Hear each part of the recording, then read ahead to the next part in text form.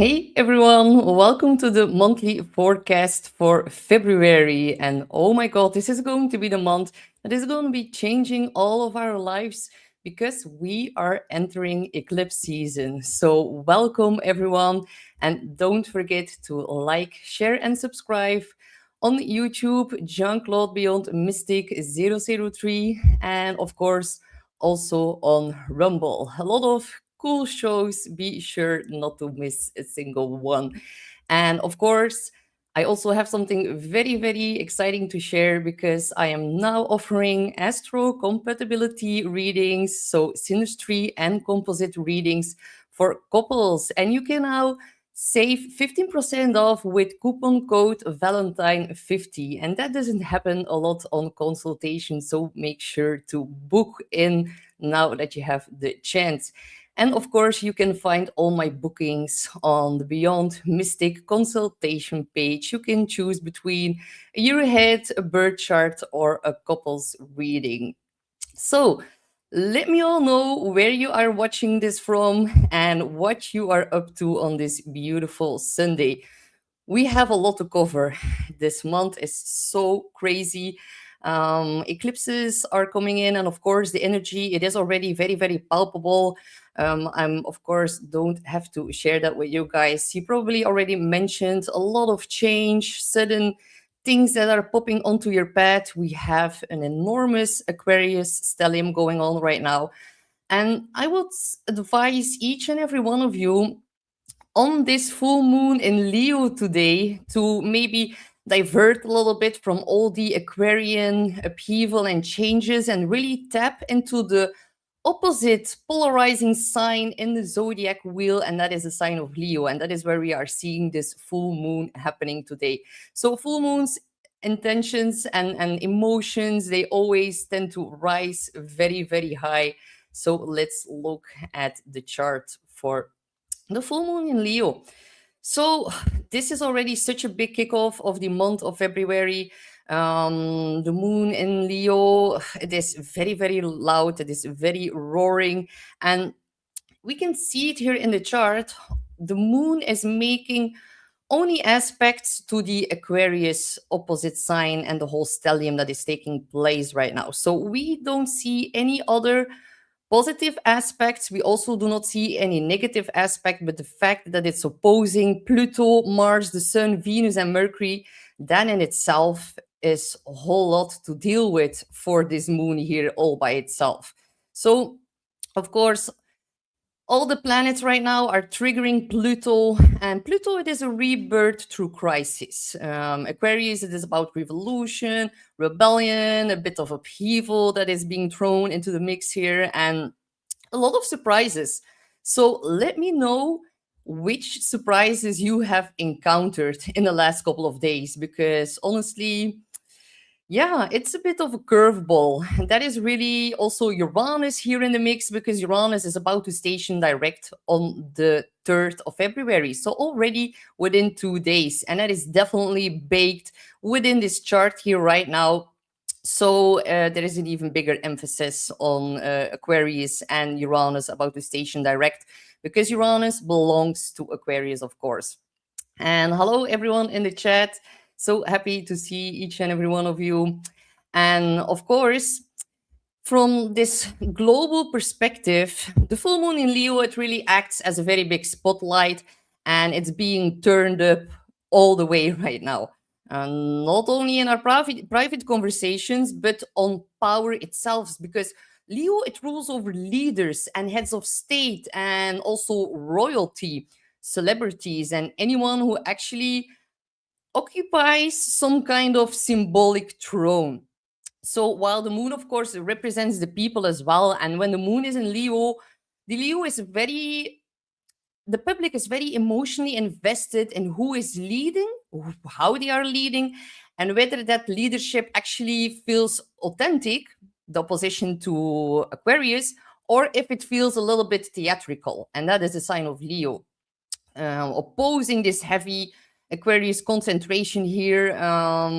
This is such a big heightened skepticism towards institutions, towards governments, towards elite figures, especially those who are perceived a little bit authoritarian or disconnected from real human needs. And that is what Aquarius is all about. It is about equality, authenticity, power back to the people.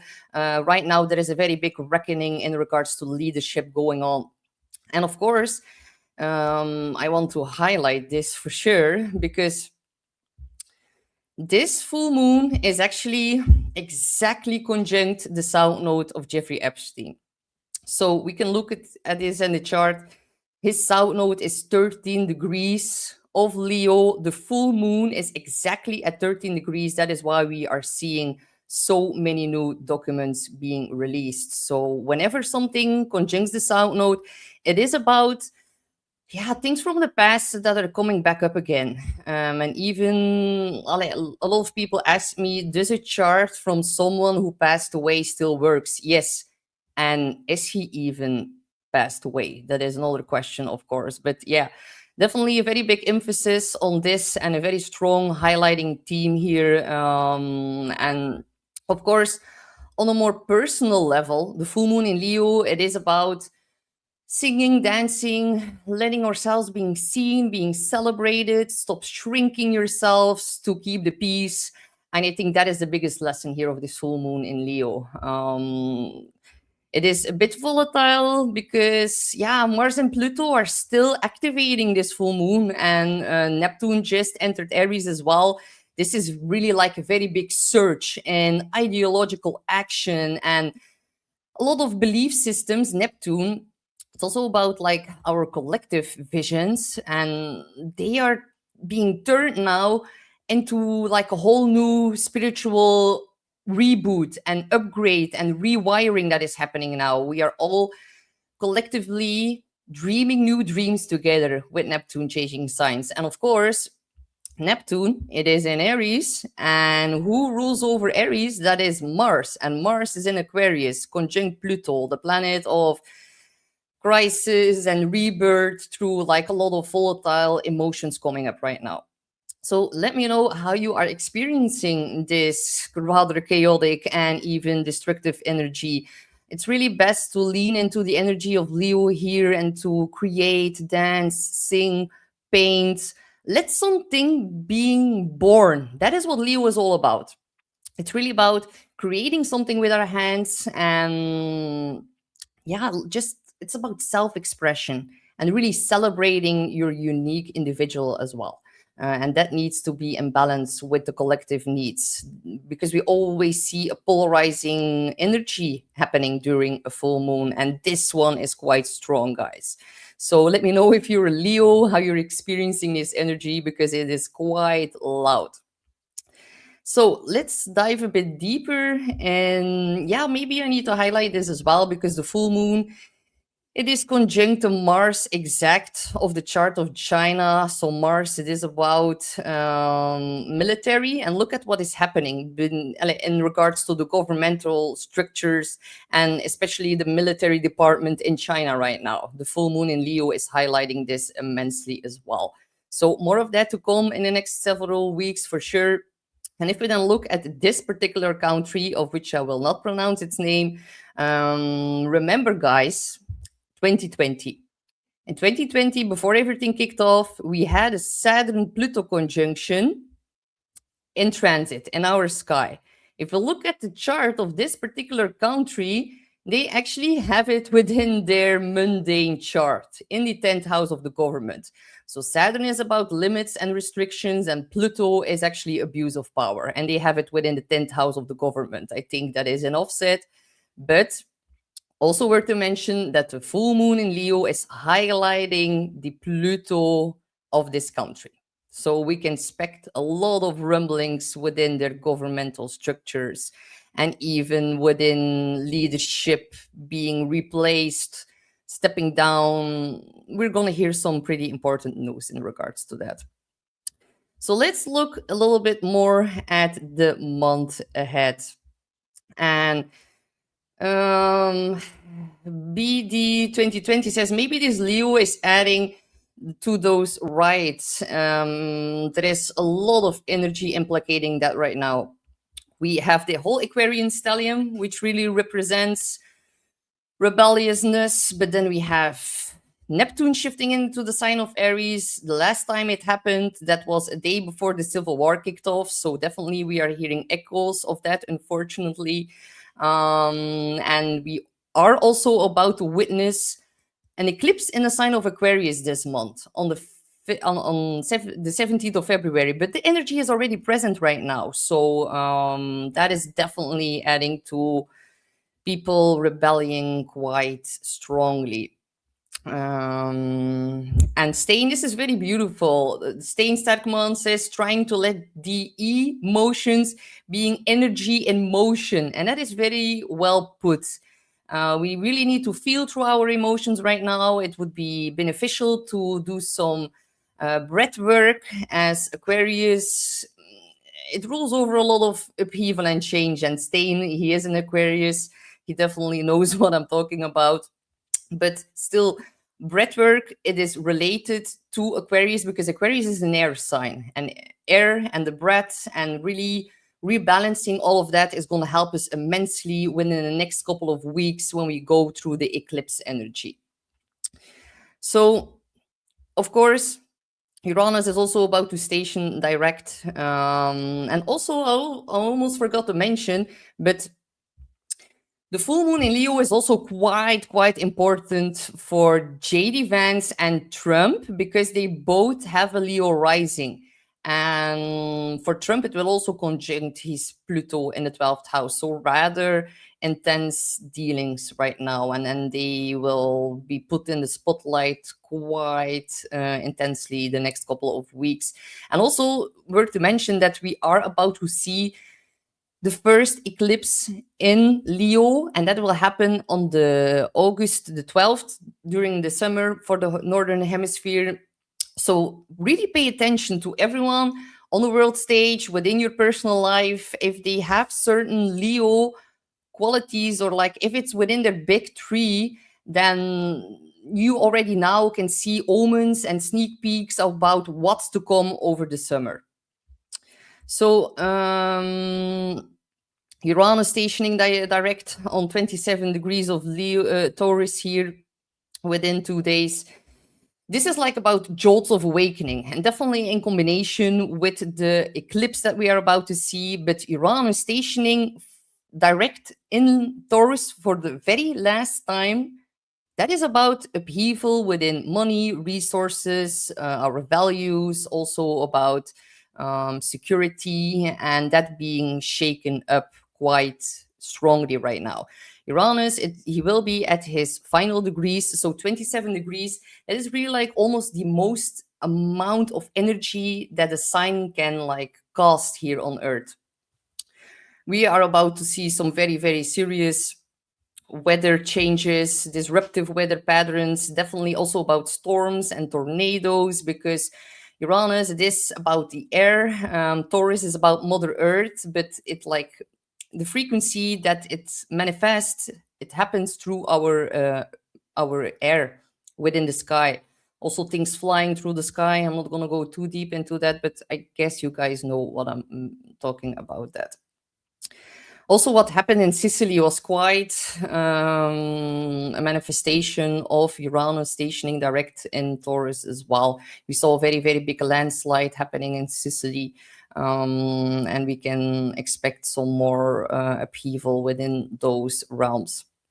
Then, on February the 5th, Mercury in Aquarius will square Uranus. So we saw in the beginning of this whole Aquarian season that kicked off that every planet had to meet up with Pluto one by one.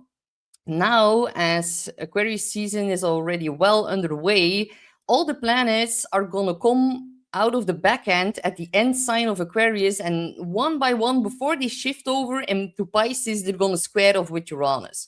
I'm going to talk more about that in my weekly, of course, but Mercury squared Uranus, it can give a lot of like restless energy. Your mental brain is like being overstimulated, needing to unwind. So be very careful with overstimulating your brain. And Mercury square Uranus can also give some kind of misunderstanding or like some shocking news that we are really not waiting for. Mercury square Uranus, it can be quite surprising news, especially in the media, because Mercury rules over our media. So Uranus creates upheaval in that. Then on the 6th, it will enter Pisces. So Mercury in Pisces, it is the communication, because Mercury is about communicating, not only the media, but also how we speak, how we write emails, phone calls, our technological advices are all ruled over by Mercury. So when it comes out of Aquarius into Pisces, the communication, it shifts from like logic to intuition, to more symbolism, towards our dreams, our deep emotions within the sign of Pisces. So the tone is definitely going to become a bit more softer. It's about our imagination and empathy. All of that is going to be heightened. But Pisces is not a sign of clarity. So if you don't really know where you're headed right now, we are in this big transitionary phase. It is completely normal if you are not seeing the exact outcome right now. And the outcome is going to be way different than what you are imagining, because Uranus stationing back direct, it gives us so many curveballs, and it's not even, we are not even capable to think about what might happen, because Uranus, it is always like expect the unexpected, things coming out of the blue. So on February the 8th, we see another square with Uranus, and that will be by Venus. So this transit is going to shake up a lot of relationships, again, finances. Venus rules over our monetary system. Uranus in Taurus, it is about our finances. So we might very well see this month a change in our monetary system. I wouldn't be surprised if they would release some very, very big, even major news around the 20th of February, whenever Saturn and Neptune are going to conjunct at 0 degrees of Aries. That is about all of our known structures are being dissolved by Neptune, and then Saturn comes in and builds a new structure.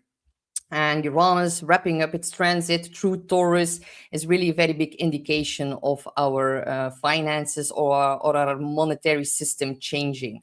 So, of course, for your own relationship and within your personal life, Venus square Uranus, it can even mean a breakup or a financial surprise, or just a very big uncomfortable change within your relationship dynamics. And there is like a bit of tension between freedom and security, and wanting to connect, but like refusing to confine, or how do I say it, refusing to like really do it in the traditional kind of way. Uranus, it is about innovation and change. Saturn rules over tradition, so it's quite the opposites. Do not make any big financial moves during this time. Venus square Uranus, it is like a setup for disaster if you make very, very big moves. So just make like more room for flexibility and go with the flow, and do not fight the undercurrent right now, as it can be a little bit confusing. Then on February the 10th, Venus will then enter Pisces. And that is something that I'm happy to see, because Venus is exalted in Pisces. She really likes to be there. She operates well there. And Venus is about love, and the sign of Pisces is about unconditional love. So I think we can all quite use that right now, and definitely also within society and all the upheaval going on right now, we can use Venus in a well position right now. And Venus, she's going to bring more a wave of compassion and romance and creativity. And it's also about emotional sensitivity. Just be a little bit careful about putting on your rose-colored glasses in love, because she's not quite capable to see the faults in other people, and we can romanticize all the good aspects without taking into account the red flags. But still, Venus and Pisces, I really, really love that. Balance compassion with discernment. That is the best tip that I can give you. And on the 12th, we then see Mercury conjunct the North Node, and that marks like the new beginning of Mercury's retrograde story, because it will go retrograde near the end of the month. But definitely, the North Node is our destiny, our path forward, and Mercury is about important message. So you are about to have a very important destined message arriving on February the 12th. Definitely if it conjuncts one of your personal planets. So really check out your own chart. Because if we don't look at the next week, this is going to be, I honestly think, one of the most important weeks of the entire year of 2026. Not dramatizing, not exaggerating here. Saturn is going to enter Aries. We're going to see an eclipse, and 3 days later, we see the famous Saturn-Neptune conjunction. So this is really a very, very, very big and important month, February. This is a month that is going to change our lives in a very unexpected way. Just know that Aquarius is also about liberation. So even though we're getting pushed out of our comfort zone, but it is to grow and to innovate and to renew some kind of old structure, old job, old relationship that was actually not adding to our growth anymore. So do not try to hold on to the past. You're going to make it yourself very, very difficult if you are going to try to do that this month. If you are attached to your familiarity, then you might need to do some more breath work, and you're really going to feel it. I feel it enormously right now. A lot of curveballs, a lot of things happening out of the blue, or like things we've been talking about for years now finally coming to fruition or taking action upon them. Definitely with Neptune and Aries right now.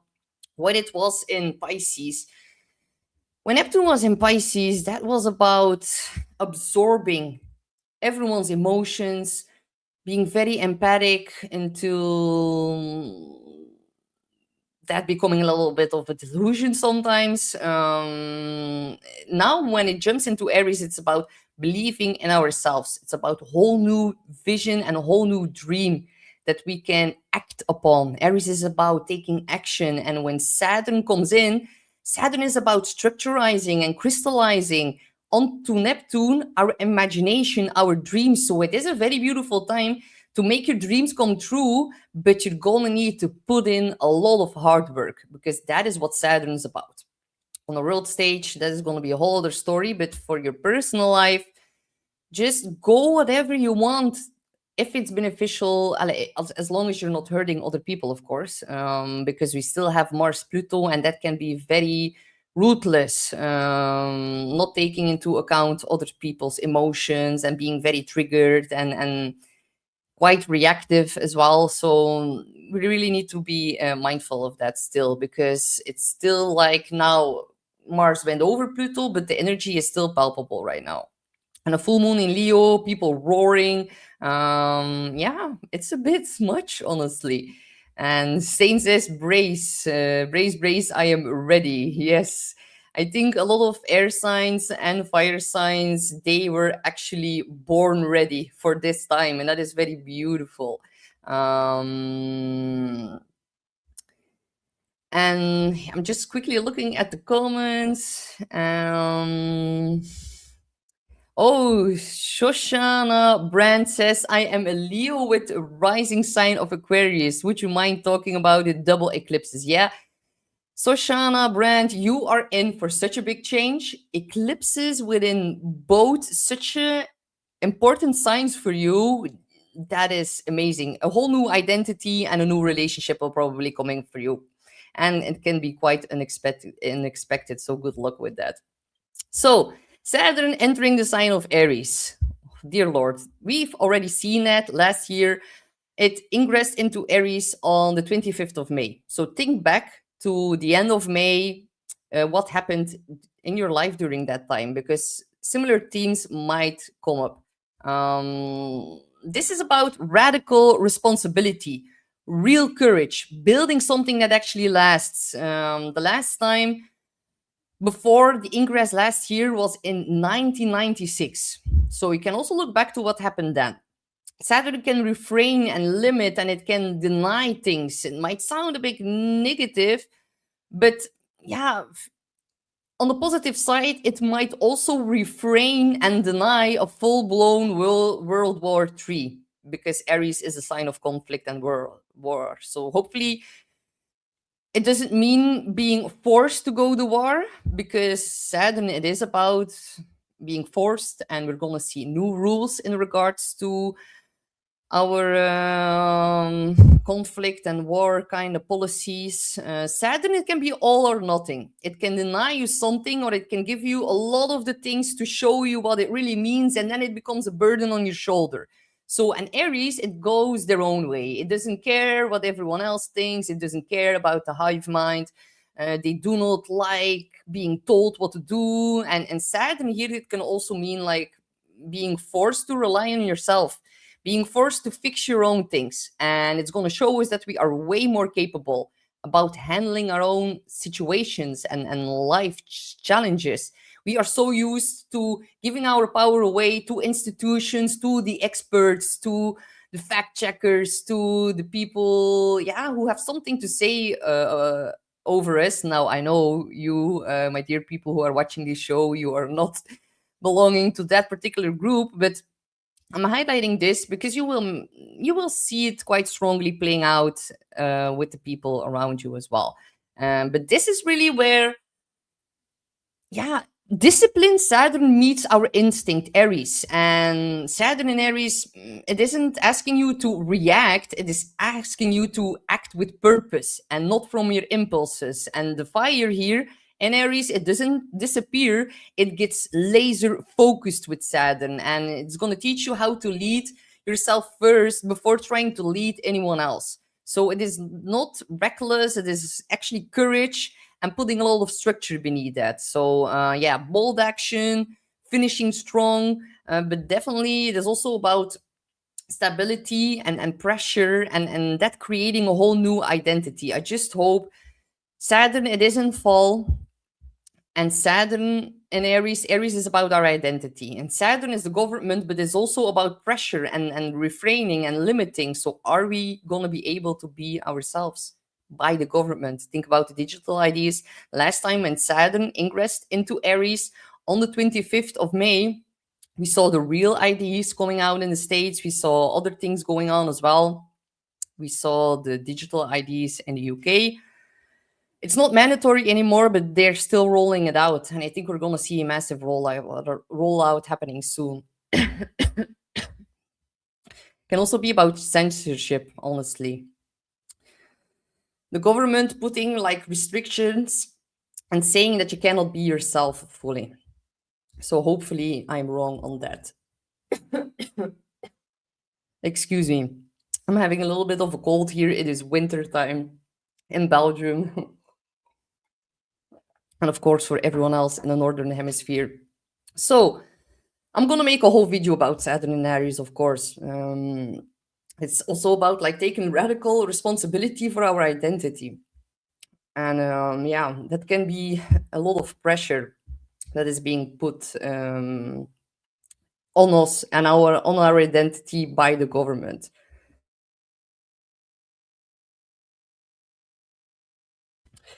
So yeah, this month is so crazy. It is actually incredible because on the 15th, we're going to see Sun square Uranus. And that is another big emphasis on Sun leadership, male identity, a boss, a figure, a father, squaring Uranus as well. Sudden shocks, surprises. And then also Mercury will luckily trine Jupiter. And that is a supportive aspect, an emotionally expansive aspect. And it's going to also offer a lot of reassurance amidst all the chaos that we're going to see here. So, but let's look a bit at the very big eclipse that we are about to see here. So this is the chart for it. We can see that it's at 28 degrees of Aquarius. It is a solar eclipse. And new moon solar eclipses, they are always about a very new big cycle that is about to kick off. And this is like the first one that we saw since 2018, and it's also connected to 2008. And what did we saw happening in 2008? A very big financial crisis. These eclipses, and it's a new set of eclipses, are very, very strongly correlated to the financial disruptions that we saw in 2008, unfortunately. I hate to be the bearer of bad news, but they are connected, and I need to tell you the truth. So this is the first of a set of six eclipses in Leo and Aquarius on the new axis until the beginning of 2028. But of course, the energy is already here. But the important factor here is that this eclipse will square its ruler, Uranus, that just went direct.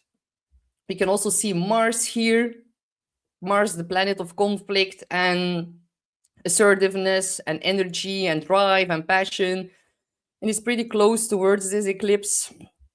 So Neptune, of course, in Aries, Saturn in Aries, newly here. Mars deposits over them. So yeah, I think it's safe to say, guys, that this is not a good chart, unfortunately. Mars in Aquarius, it's gonna boost more rebelliousness as well. This is actually a very chaotic chart. And the traditional ruler of Aquarius is also Saturn, and it's also in Aries. So it just all connects back and forth to the sign of Aries as well. So I'm going to show you the eclipse for the chart of the USA, because it's quite profound for you guys, honestly. We can see here that the US has a moon in Aquarius at 27 degrees. So the fact that this eclipse, the solar eclipse, happens at 28 degrees, that is like the exact same degree of you guys' natal moon. The moon is the people, Aquarius is rebelliousness, revolution, and the solar eclipse is aspecting it to the exact degree, and Uranus going back direct, squaring this eclipse and the moon of the US chart. It's gonna fuel chaos, it's gonna ignite more anger, it's gonna disrupt the status quo, and it's gonna push people into taking even more action. It's also about a whole new chapter in collective consciousness, and of course the Aquarian themes are going to be major headlines. Think about technology, communities, equality, future timelines, the grid, internet, blackouts, electricity, frequency. It is all part of Aquarius, and these are adverse aspects, guys. I'm sorry to share this news. It is going to be very, very powerful. It is about a new future focused vision. But first, the card house, or like the house of cards, needs to crumble before something new can be built. And that is also what we see here in the chart, because the Saturn-Neptune conjunction happens at the EC. And the EC, that is the border of the country. From here on, the fourth house starts, lands, the people, home, and Saturn, Neptune conjuncting this to the exact degree. Yeah, I'm going to talk a bit more about that in the upcoming weekly, of course, as well. And if we then look at the solar eclipse for Trump, it happens right at his descendant. Descendant is your allies, but it's also your opponents and your open enemies. So the fact that this one triggers this so immensely, squaring over Uranus going direct on Demon Star Algol, conjuncting his MC. The last time that happened was during the rally in Pennsylvania, when there was an attempt on his life. As we can see, Uranus squares off with his Mars on the rising. The rising is the body, Mars is getting hurt. Mars rules over nice bombs, guns, and all of that. So there is like a major T-square happening here in regards to his body, his opponents, his reputation, and also his, yeah, this is like the house of leadership, reputation, authority, very publicly known, also very publicly talked about. So there is a lot of chaos here implicated as well. If we then continue to look at the month of February, then we can also see that Venus will conjunct the North Node in Pisces, and that is actually very, very beneficial. Venus is about love and romance and our relationships, and it is a very, very karmic moment for our relationships and our values. Encounters are going to feel much more faded, much more emotionally significant, and they're also going to have this spiritual underlying meaning to them as well, because North Node is in Pisces, Venus is in Pisces. So align your love with more compassion, more unconditional love. It's about, yeah, truth also rather than illusion, and that can be a little bit harder in the side of Pisces. But this could bring in like a very distant new relationship, a very distant new financial agreement. It is actually very, very positive, and you cannot escape things that are conjuncting the North or the South Node, because it is your karma or your dharma that is playing out. So really look at where the North Node is being placed in your own natal chart right now. It really pays off to know this. Venus conjunct the North Node, destined things happening in regards to finances on a global level, especially if we then look at the Saturn Neptune conjunction as well. Of course, Pisces season starts on the 18th as well.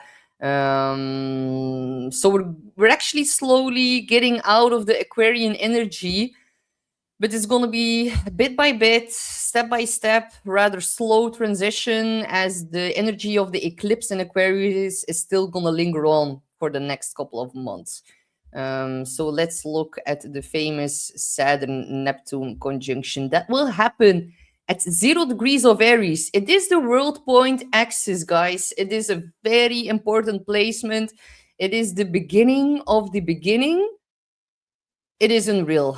I'm preparing an eclipse workshop, and I'm going to integrate Saturn Neptune conjunction in it as well. And I'm going to show you in historic circles what happened during that time as well. And it is a very, very big one. The last time this one happened was actually in the sign of Capricorn, and that was in 1989 when the Berlin Wall, everything happened in regards to that, like the Berlin Wall. The conjunction was on in Capricorn, which rules over like the set walls of our reality.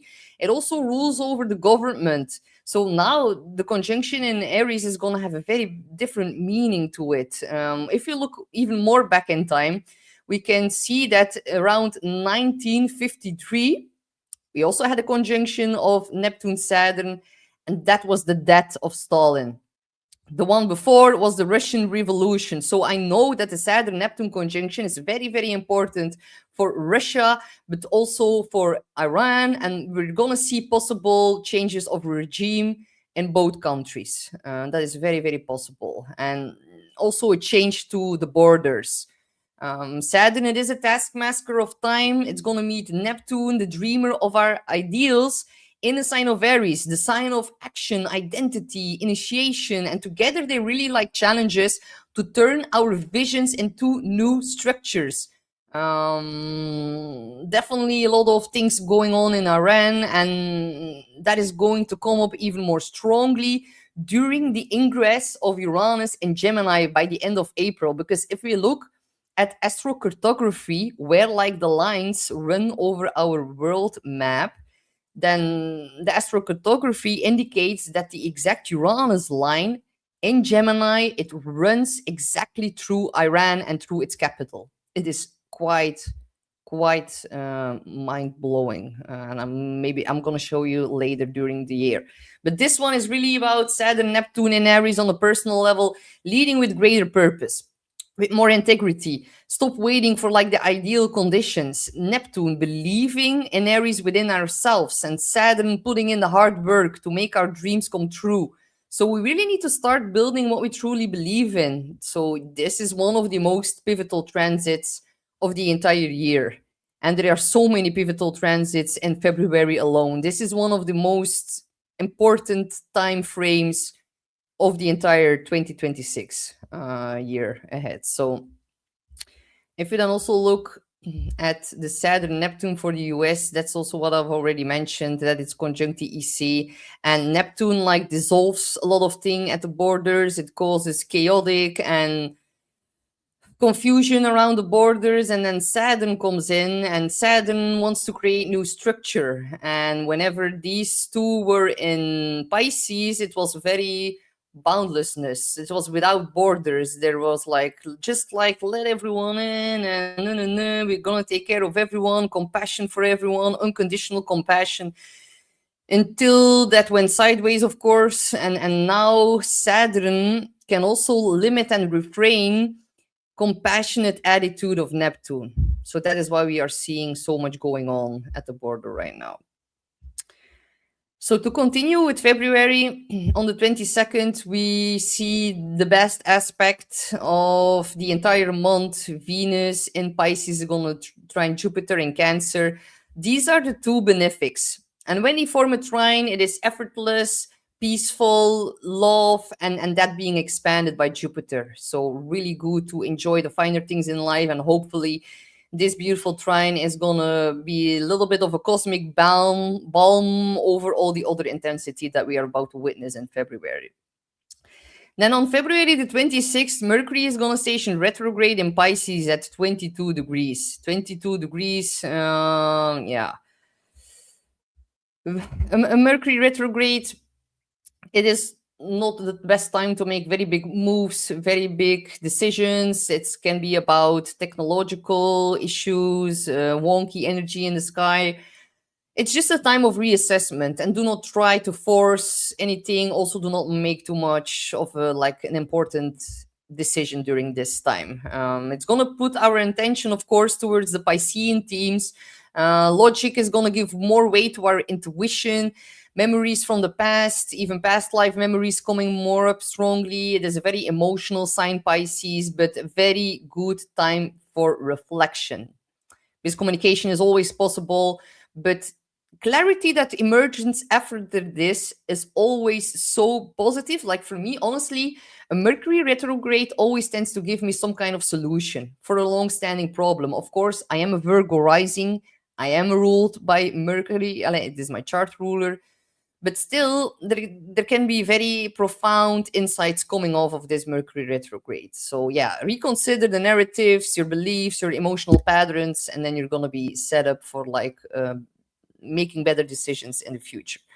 So on the February the 27th, Mars in Aquarius is going to square Uranus. And honestly, guys, now that we're seeing the squares of Mars to Uranus, they are way more volatile since Pluto is in Aquarius.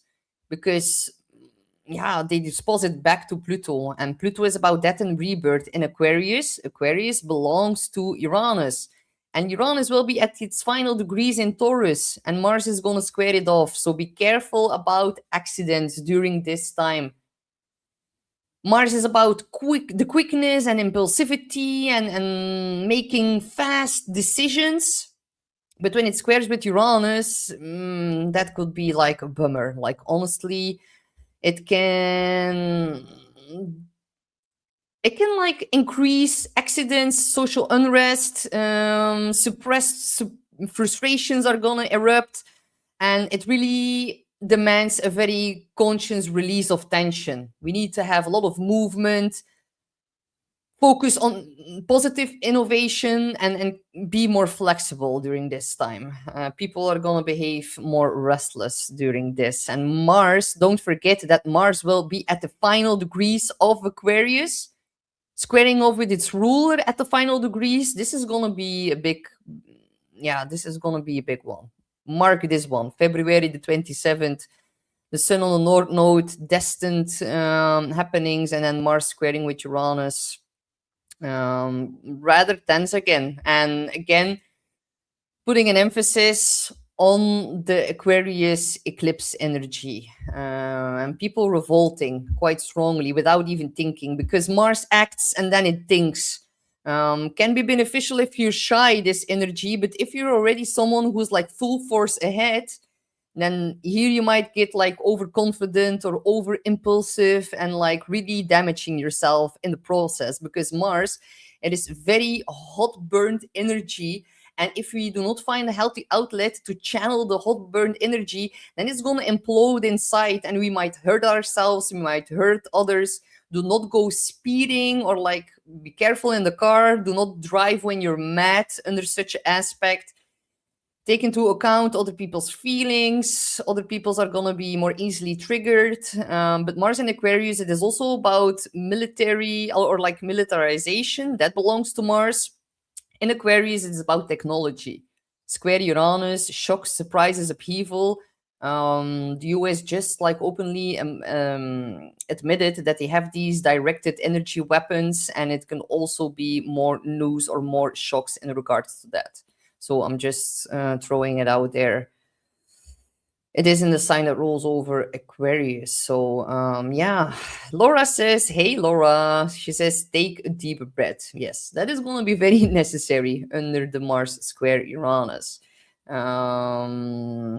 Yeah, Mars acts and then it thinks, and then it probably thinks like, I should have had more patience. I should have waited more. I should have embodied more patience, and it can be risky. It can be overconfident, and then later it regrets it. So make sure not to like blow up certain conversations, friendships during this time. That's going to be important. So if we then also look, yeah, Mercury will be conjunct Venus during its retrograde motion. Very important key moment here. It's really about like, what do I truly value? Where have I compromised my heart? It is like the meeting of the mind Mercury and the heart Venus in Pisces, unconditional love, but also about rose-colored glasses. But definitely it can be about talking things through. Miscommunication from the past can be resolved whenever you take more time to reassess. And it's an infusion of love inside our mind as well. So it's about soft communication. Can be a very emotionally rich moment. It's also a good moment to relook at all the past commitments or contracts that you've signed in regards to Venus, our money, but also relationships, and something might be reassessed or gets changed in that. But do not make impulsive decisions with the Mars square Uranus.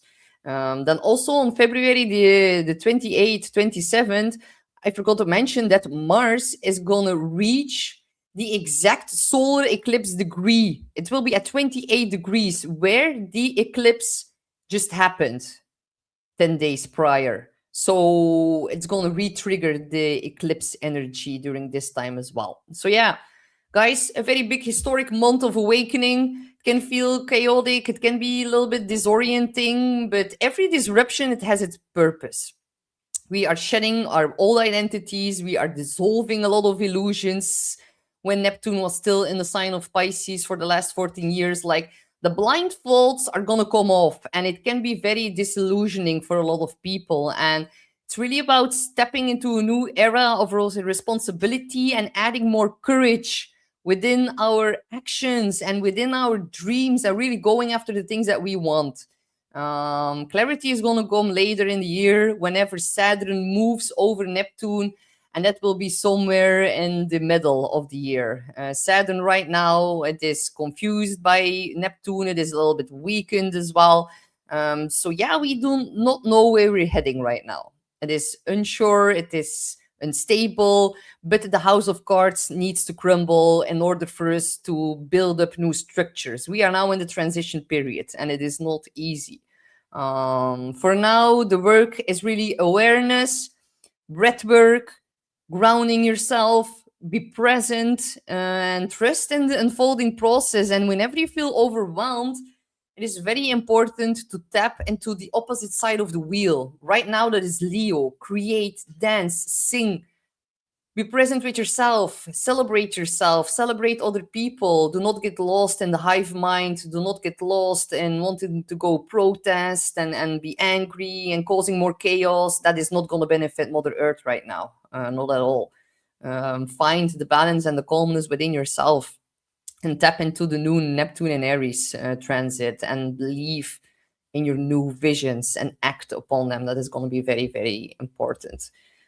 So, yeah, Garden Star, that is so true. Important now to discern and observe, not absorb. We've been absorbing all the negativity of other people for the last 14 years. We have been we have been giving our power away to people who did not have good intentions with all of us. Well, that is about to change rather dramatically. And it's really about taking matters into our own hands again. And like Pisces and Neptune, it is about like the erratic field. And I think it's safe to say that a lot of people had a lot of like holes within them, leaking holes.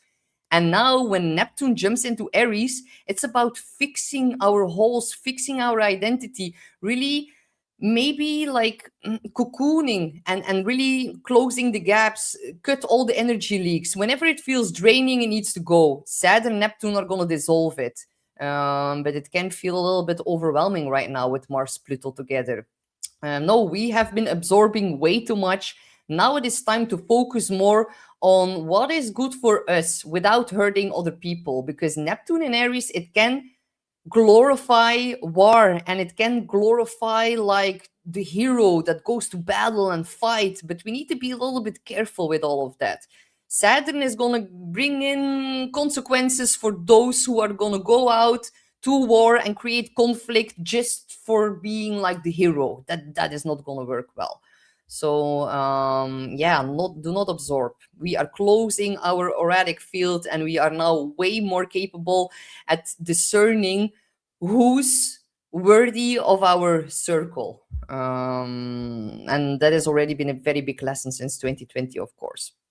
Yeah, and exactly. Oh, Laura, I forgot to say it, but indeed, on the day of the solar eclipse, we are starting the fire horse.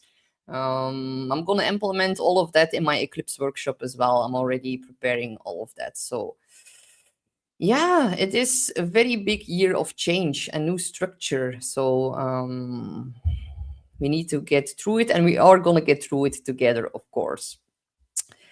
So, before I start the 12 signs, I have something cool to share with you guys, because you can now celebrate the timeless love at the Ascension Organize. And if you want to buy your wife or friend something for Valentine's Day can also be celebrated through friendships, is my opinion. You can now save 20% off of all the pendants, the bracelets, the silver jewelry. There's no code needed, so you do not need a discount code. It will automatically be applied at checkout, and it will be valid through February the 8th of 2026.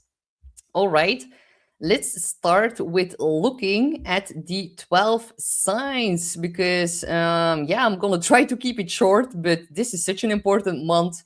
And thank you so much, Laura. Yes, please like, share, and subscribe if you are feeling like you're getting help, or in some kind of way, if this video benefits you, be sure to subscribe and share it with other astrology lovers. Thank you so much. You can listen for the 12 signs, of course, first for your rising sign, because that will be most beneficial for you, or most important. You can also look for your sun sign, as that also really resonates with me a lot. If you want to look at it more from a psychological mind frame, then you can also listen for your moon sign, but definitely your rising and your sun.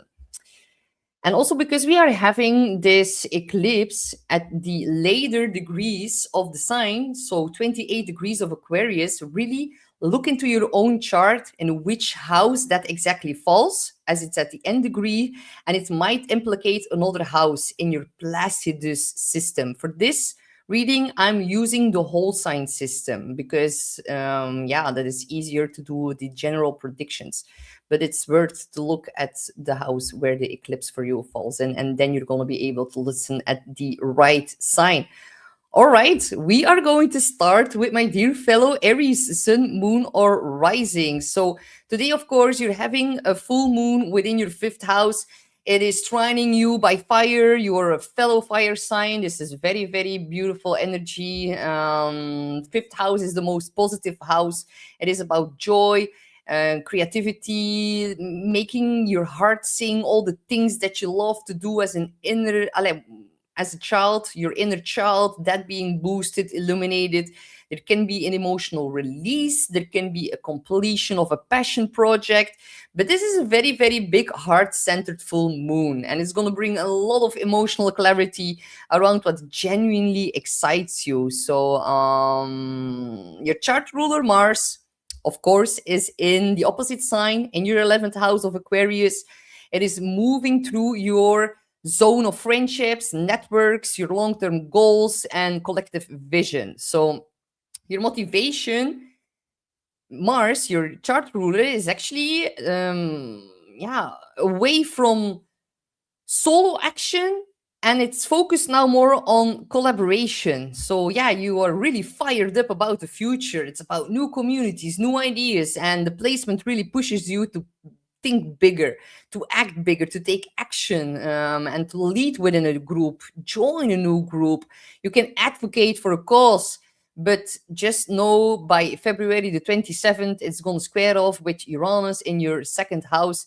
And that can bring like certain realization of certain friendships no longer matching you, something in regards to your values or your finances that gets a little bit of an upheaval. If we then look at the solar eclipse for you, my dear Aries, then this one happens into your 11th house. So this is going to be a kickoff of a whole new 18-month cycle. So it is a very important one. It is the first eclipse of a set of 6 eclipses within Aquarius and Leo.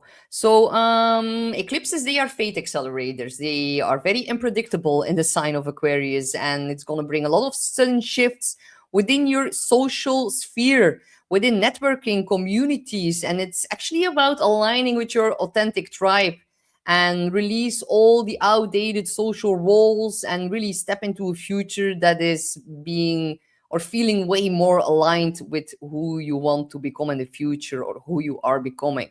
Eclipses, they plant a seed. You might not see immediate results right now, but pay attention to all the invitations that you're getting around this time. Say yes to them. Get out of the couch, go out into the world, really connect with like-minded people. The 11th house is about your soul tribe, and something in that is shifting, and you might already feel that quite strongly right now already. So then, of course, Saturn is going to enter your sign on February the 13th. Neptune is already in your sign. Yes, wow, this is so big, my dear Aries. Let me know how you are doing with the very big planetary energetic shifts that are happening right now, because yeah, this is the beginning of a multi-layered, multi-year process of really redefining your identity. It's about setting new boundaries. It's about more of a spiritual style of leadership as well. You might feel like your psychic senses are getting stronger and your psychic antennas are becoming way more sensitive here. Saturn in your sign, it is not going to be easy. It can feel heavy, but it's about maturity, consistency, and really dedicating yourself to your fire. And I know Aries likes to ignite a lot of things. It likes to start, initiate, but it has difficulties in completing the more difficult tasks. And Saturn is going to help you. So it depends on how you're looking at it. You can feel reframed in certain ways, but Saturn is about karma. So if you use it in a beneficial way, you can also tap into the more beautiful energies. So Aries, such a big month for you. I wish you the best of luck. And of course, I'm going to do a whole video on Saturn and Aries, so stay tuned for that. We have Taurus, moon or rising. So today you're having a full moon within the 4th house. That is the house of home, family, your emotional roots. It's also about your inner security. And yeah, it brings a lot of awareness to what's happening like within your safe bounded spaces, within inside your house where you live, who you feel responsible for, and what truly feels like home. So very big release point. This a full moon within the most sensitive area of the chart. The fourth house is about very deep emotional. Yeah, it is about our emotions in the fourth house. So it's also about our patterns of upbringing and something being released in that. It is a very sensitive full moon. So you might have a lot of things to do at your job with the whole stellium in the 10th house. But some of you are like, okay, I'm over it. This is too much. I just want to cocoon at home. So balance that out. There is a very strong polarity happening here between the 4th and the 10th house. It is, yeah, rather incredible energy that is happening right now. So yeah, really a big focus on family matters, maybe decision in regards to your house. Also pay attention to what comes up now, because it's like the precursor of the solar eclipse in Leo that we are about to see on August the 12th. So what happens now and then is going to be connected in some kind of way. And also, as you are a Taurus, Venus is your chart ruler, and it is within your 10th house and in Aquarius. So it is about career, visibility, public responsibility, and it puts a lot of emphasis on your attention to the outside world, to your reputation, on how you're showing up in a professional way, and how other people perceive you. It is whatever happens in the 10th house, it is very publicly visible. And Mars Pluto can give some issues with bosses or some kind of authority person. So if that comes up, it is about really not giving your power away, but also not provoking people in a leadership position, because that is going to turn out pretty intense. So on February the 10th, your chart ruler, Venus, is going to enter Pisces, the sign where she's exalted, and she's going to move into your 11th house of friendships and communities and long-term goals. It can also be about like the financial payoff of all the work that you've put in within the 10th house of career and self-employment. So that can be very beneficial, as there is so much energy going into the 10th house right now. So just know that she's going to face a bit of tension around February the 8th, when she's going to square Uranus in your sign. So can feel like a little bit of a nervous system overload, and also a desire to really break free from a lot of expectations, old roles, old relationship dynamics that felt a bit restrictive. Can also be in regards to your career, honestly, because Venus is about to leave the 10th house and squaring you by sign. Do not be impulsive, rebellious. There can be sudden honesty. And definitely that is going to come in later in the month for you, when Venus is going to trine Jupiter on February the 22nd. And that is like one of the best transits ever. So if in the beginning of the month things feel a little bit woo, just know by February the 22nd, it's about supportive energy coming in for you.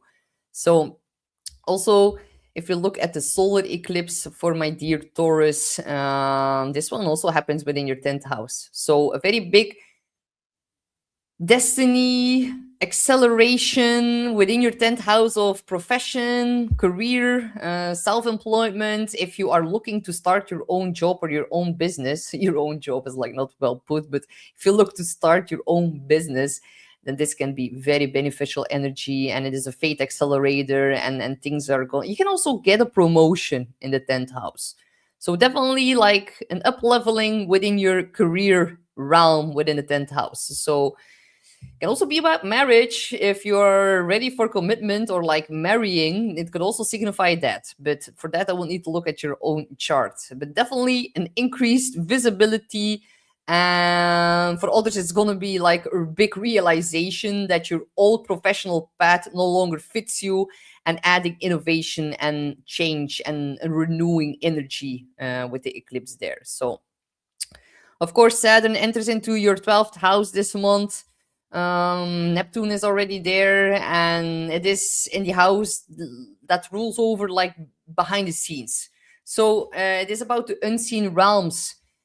And it's also the house of dreams. So it is about a very big, powerful period of subconscious clearing, a whole spiritual restructuring going on. Some of you might feel the need to isolate. You can withdraw to recharge, but do not lose yourself in escapism, because that is going to cause loneliness. So it's not a punishment, it is a preparation. Saturn is going to help you to build inner resilience. So meditation, therapy, being creative when you are in solitude is going to help you immensely. So yeah, this is actually kind of like a psychic clearing before Saturn then within 2.5 years is going to enter your sign. So yeah, trust the jolts. Uranus is wrapping up its transit through your sign. This is going to be the last major shakeup in your sign before it moves into Gemini by the end of April. So good luck, my dear Taurus. And then we, of course, have Gemini, Sun, Moon, or Rising. So you, my dear Gemini, are going to have the full moon in Leo within your third house. And the third house is the house of communication. It can be about writing or speaking projects. It can also be about siblings and neighbors, being on the road, doing a lot of errands, busyness, phone calls, emails.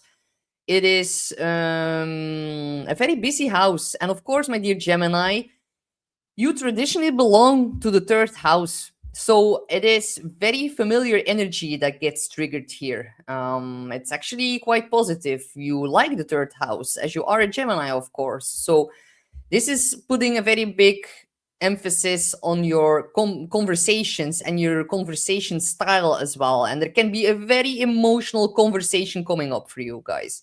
Of course, Gemini, your chart ruler is Mercury, and Mercury is in the opposite sign of Aquarius within your ninth house. This is really about learning, traveling, publishing, big picture thinking, and planning, making like a new, how do I say it? Like a new, yeah, it's like the mindset is within the ninth house. So you're thinking about where you're headed in the future, ninth house. And it's also what you want to build in the long term. So, of course, a very big shift is going to happen because Mercury will shift over into Pisces on February the 6th. And then it will be in your 10th house. And it will be about your career and your visibility within your reputation and all of that. So just know, my dear Gemini, is that we're going to see a Mercury retrograde happening this month. And that will also happen in your 10th house. So it's really about reviewing past agreements in regards to your career. There can be very important conversations happening, even with your father. The 10th house also belongs to the parents, especially your father figure. Miscommunication from the past coming back up to be talked about. And then on February the 12th, Mercury will be conjunct North Node. And this is a very big destined conversation or email or some kind of letter that you receive in regards to your career. On February the 16th, Mercury will trine Jupiter in the second house, and then it can be about like an increase of finances through the work you are putting in your career. So it's also about like new streams of income. Jupiter has been expanding your second house of finances. So that is very, very positive energy, actually. If you don't look at the eclipse for you is going to happen within the ninth house as well, but it's very, very close towards the MC. So it's also going to be connected to your career. Your life path, it expands. You might start a new study. You might share your visions in a more profound way. It's also about really a very big rewiring and innovation within your belief system, and your life expands. Very beautiful energy to make a long distance journey as well. Then Saturn and Neptune are now, of course, in your 11th house. This is about starting to build like real support systems, and a very big change within your friends group is going on, like your circle within your group of friends. Some dreams are not going to survive the test here with Saturn, and maybe that is a very good thing.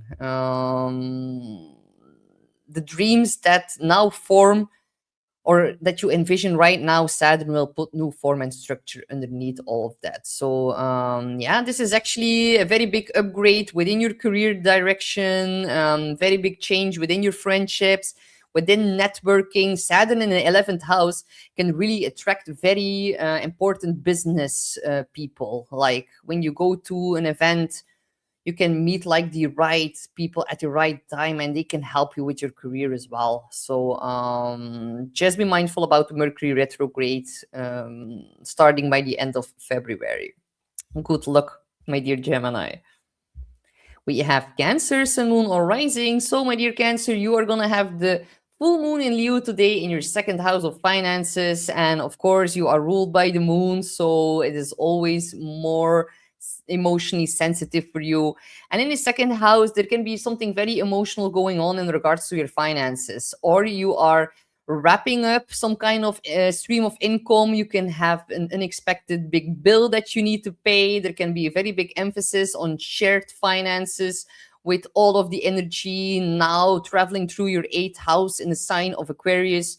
So yeah, what actually makes you feel safe? And you can see a very big financial culmination point happening. There can be a payment that comes through, there can be a certain bill that comes up, you can make a major purchase, or you might also realize, just more on an emotional level, that you're done tolerating like the scarcity mindset and seeing a very big release and that happening right now. So yeah, the eighth house energy, a lot of emphasis on energetic, emotional, sexual entanglements with other people. And it can also be about energetic leaks within your auric system that you might need to purge and transform with the Pluto Mars conjunction in the eighth. It is actually quite intense, but it can be rather positive news for shared finances or investing in something right now that can be very beneficial over time. It can also be in technology, cryptocurrencies. It is all part of Aquarius. And of course, I'm not a financial advisor, but I'm just saying the eighth house is also about investments, your mortgage, your child support, like alimony, all of that falls within the eighth house. And yeah, because yeah, you're ruled by the moon. If you look here, it is not a lunar eclipse, but still it is a solar eclipse, and it's also very, very important for you, my dear Cancer. It falls into the eighth house. So yeah, the most psychologically intense house in astrology, it is the realm of debts and taxes. Can also be about inheritances, and not to scare you, but that's also part of the eighth house.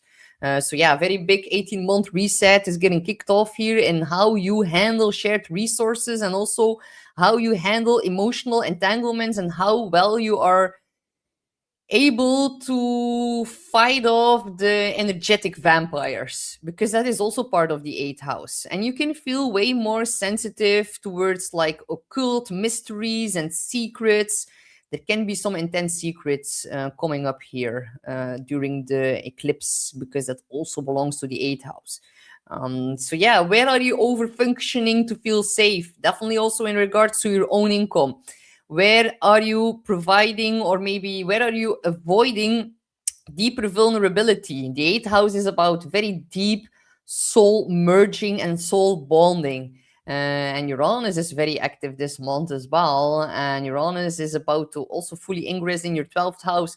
So you're already feeling like the energy of the subconscious issues that are getting triggered, and like a lot of new insights that are about to come forward from that. And Saturn and Neptune are, of course, just about to enter, or Neptune already entered your 10th house. Then Saturn will come along on the 13th, also ingressing into your 10th house. And if you are already a little bit more advanced in age, then Saturn in the 10th can indicate retirement. For others who are still younger, this is about building new foundations within maybe even a spiritual business. Major career growth here, but it demands a lot of maturity. Of course, Saturn is going to square you off by sign, because you are a Cancer and you're also a cardinal sign. So look in your own chart where your sun is positioned, at which degree, and look at when Saturn makes a square towards your sun, because then you need to be a little bit more careful about vitality that is getting refrained by Saturn. Maybe you're going to get a whole new workload within the 10th house, and that having major implications on your sun sign. If you are a Cancer sun, of course, on your rising sign, you can feel like blocked by like this overload of work on your shoulders and a weight on your shoulders. So by that also creating a new identity, but it can be rather tough for Cancer. So I'm already sharing this here. You need to show up consistently within your career. You need to refine your craft, and you might also need to know that Saturn, it rewards you over long time. So you might need to wait a bit until you see the results. Like the big results, they are going to crystallize by Saturn, but over the next few months, not right now. This is not about short-term satisfaction here in your career area. Saturn, it needs some time. So yeah, get organized. Don't avoid the deeper work in the 8th house, and be ready to also listen to your body whenever you feel like it's a little bit much in your career area. With Uranus in the 12th, you might also need time to recharge after that. So good luck, my dear Cancer. Then we have the stars of today's show, the Leo, Sun, Moon, or Rising, because you're having a full moon within your sign. So let me know, my dear Leos. Are you roaring? Are you letting yourself be seen? Are you celebrating yourself? And are you having a good time? I hope you do, because this is your annular release point here. And the first house, it is about your identity and your body and your confidence and being visible. And it's also about like dropping any masks that you have been keeping or wearing to, yeah, keep the peace from the 7th house. And the 7th house is being majorly lit up right now as well. It is insane. Such a big Aquarius stellium in your 7th house. I think other people have been triggering you or like mirroring you. Pluto Mars in the 7th can definitely bring some toxic dynamics with other people. So let me know if you've been going through that. People might be more easily triggered by your presence, and like definitely Leo. If you are a Leo that is very happy and that is shining and dancing and feeling good in its skin, apart from everything that's happening in the world, it is very possible, and it's something that we all need to embody. Other people can get massively triggered by your happiness or sense of confidence within these shaky times. So do not scare if that happens. Allez, do not freak out if that happens. You need to radiate, you need to shine. And if other people are feeling triggered by that, well, then that's their problem, honestly. But do not provoke, because Mars, Pluto in the 7th, not the best time to provoke other people here. So, yeah, where have you been shrinking to keep everything acceptable? This is like a big glow up. Also energetically, you can also change something on in regards to your body here, because it falls in the 1st house. And of course, Leo, you are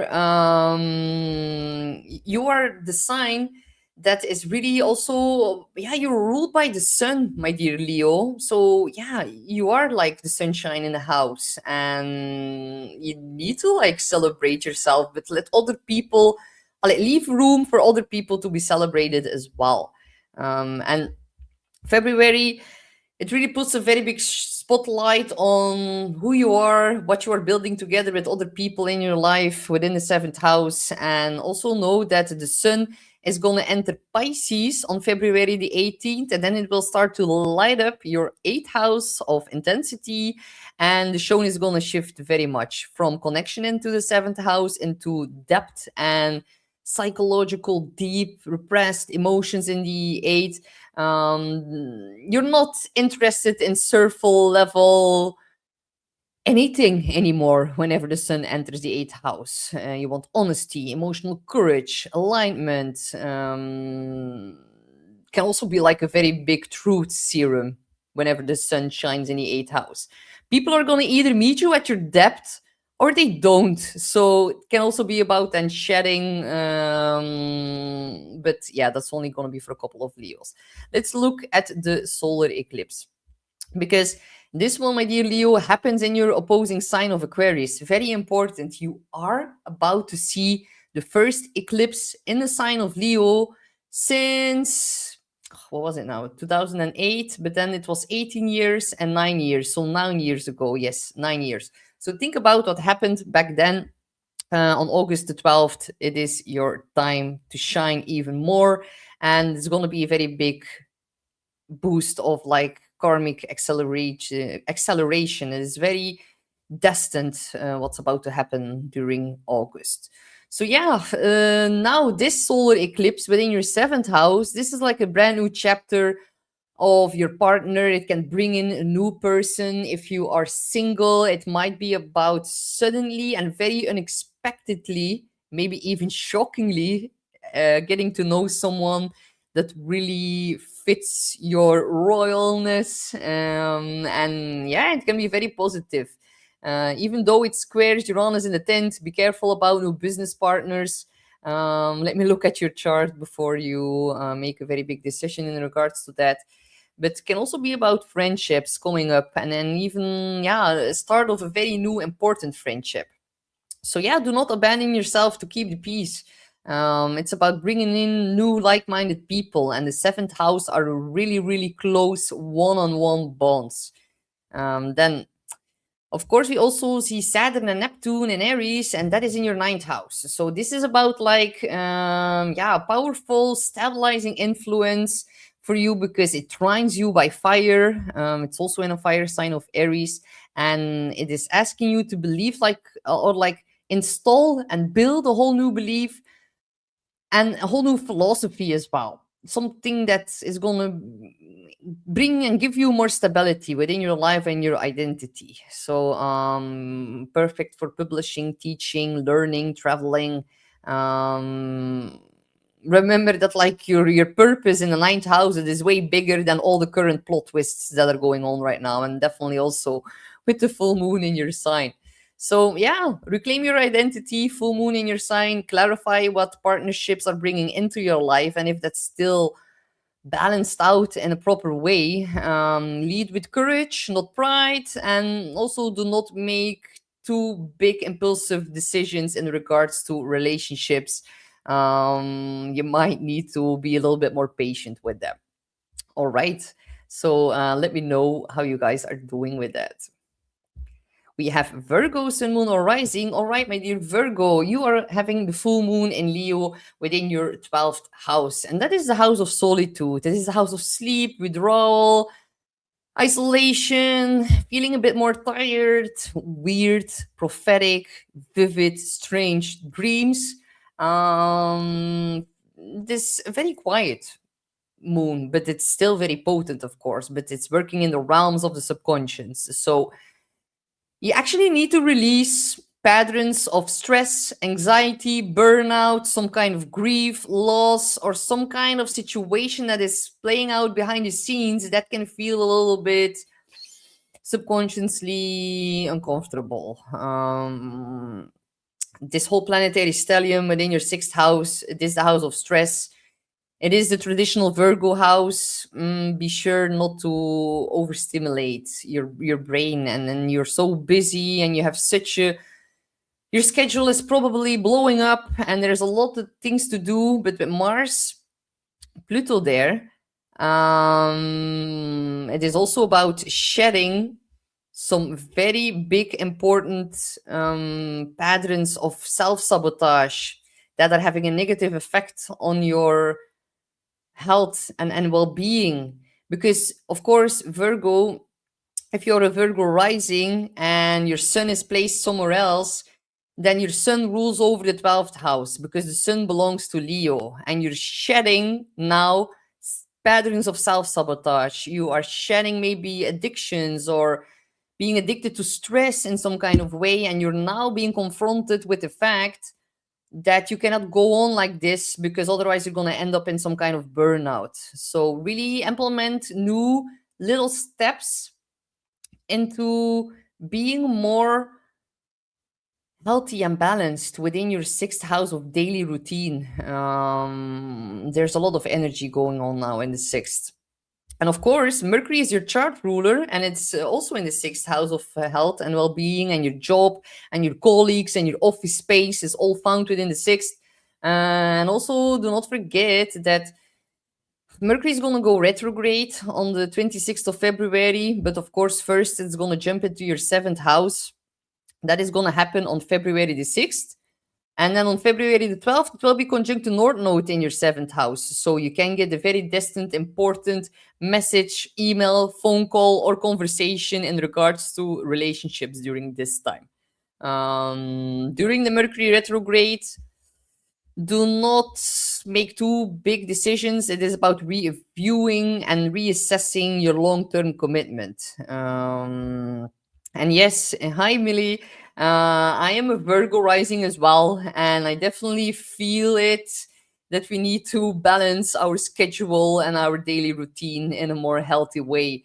The 12th house is mental health, the 6th house is physical health. And when we have a full or a new moon, we need to really integrate both axes, like both signs on the axis. So, yeah, I I think that now is such a good time to release and purge self-sabotaging behavior and really take a closer look.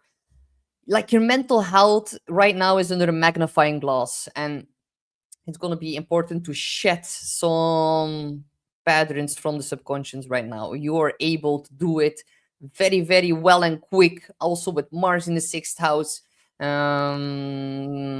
Also look after your pets. Your pets, your cat or dog can really help you to balance out a lot of the energy within the sixth house. And thank you so much, guys. Like, you are putting up such sweet comments here in the chat. I've been reading all of them, and it really, really warms my heart. I'm so happy to be here with all of you today. And Marina Mackenzie says, unbelievable how that fits what's happening in my life right now. Oh my God. Yes, I know. It is like such a strong energy, such a concentration and big pile of energy in the sixth house. It is actually rather rare. And for everyone who's listening right now, we are seeing such a big buildup from Capricorn into Aquarius, into Pisces, and then into Aries, into April of 2026. Like, the fact that the planets have been traveling together one by one through the signs, that is like so rare. In all the years that I'm doing astrology, I have never seen this never happened before. That in itself is already such a big anomaly in 2026.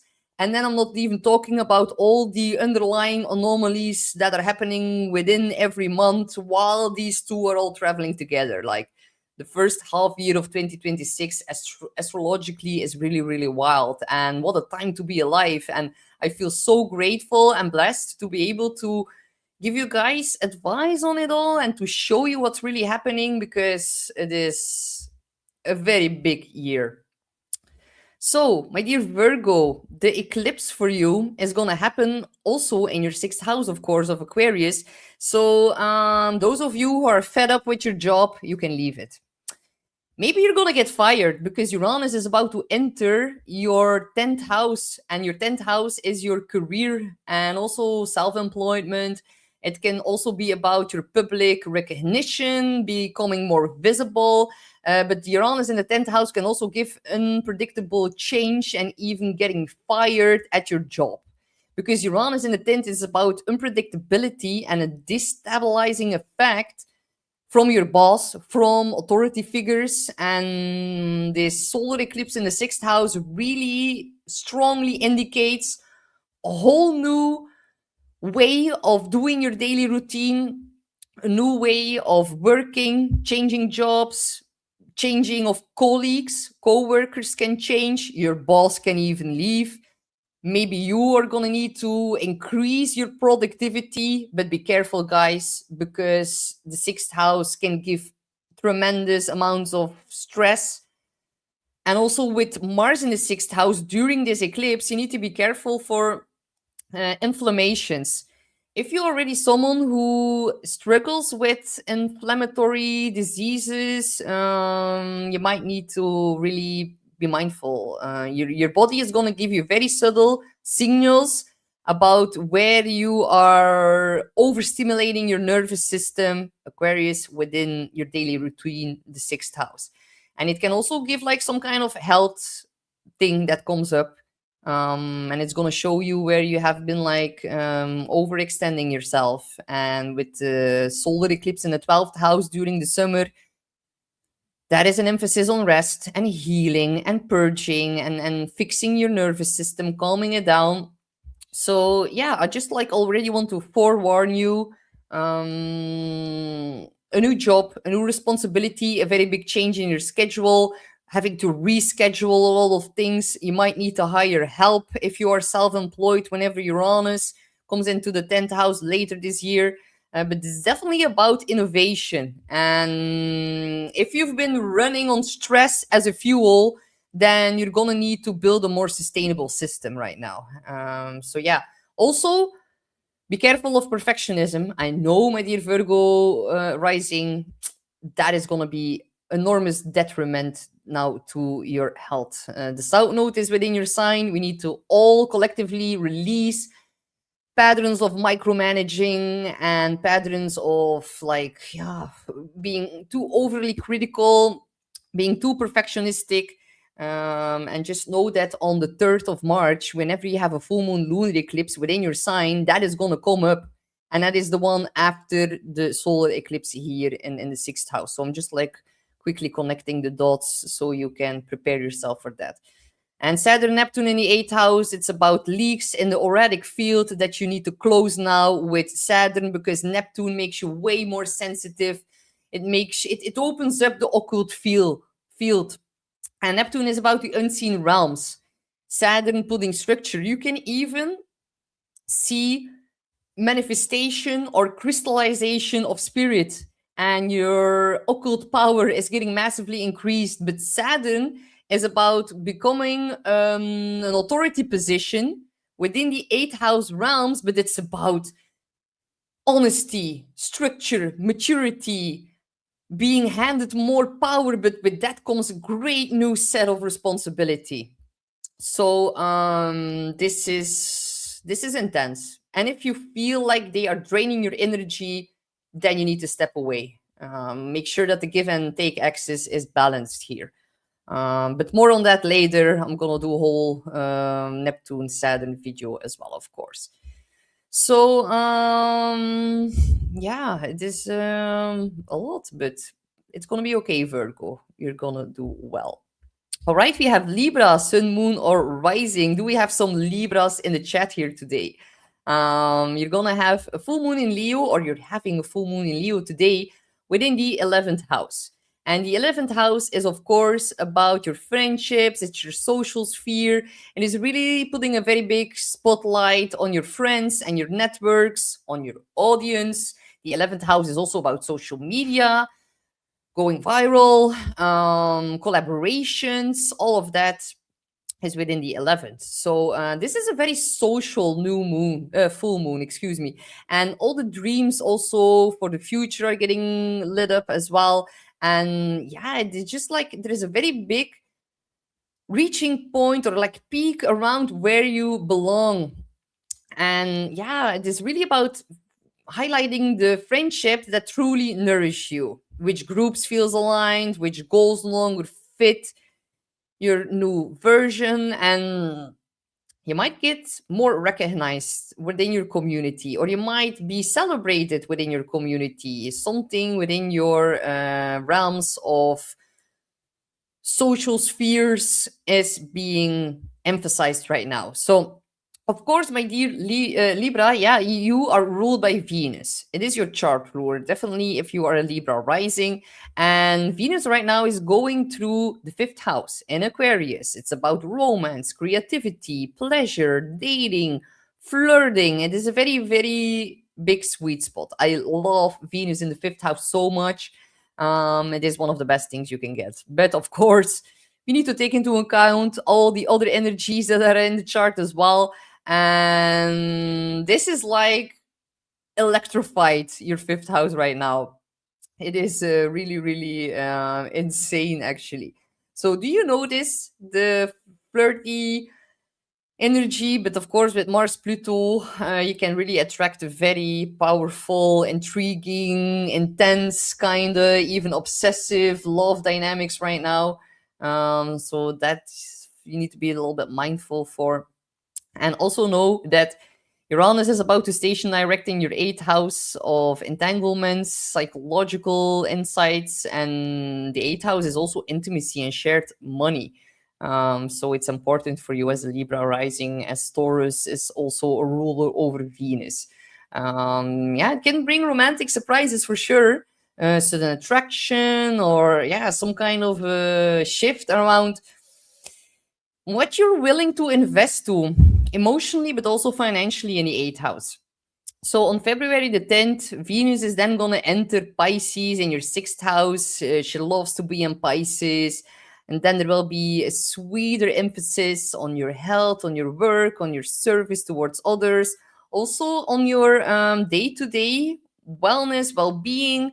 It can be very much about putting more self love within your daily service towards other people, beautifying your workspace, creating a more soothing routine, supporting your energy, put an emphasis on like loving yourself and taking care of your body and your health. And the best moment here this month for you guys is on February the 22nd, when Venus is going to trine Jupiter in Cancer. And Jupiter is within your 10th house of reputation and self employment. So we see a trine from both work houses to one another, from the 6th to the 10th. So very positive for experiencing harmony, or like an expanded harmony at the workplace. You can have a raise, you can have career support, you can have a breakthrough that improves your health, and by that also your productivity and your well-being. And Venus is also going to meet up with Mercury retrograde, and that is going to happen on February the 28th. And that can really bring this moment about what your body needs, what you need to change in your schedule, what you need to change in your work environment in order for it to function better.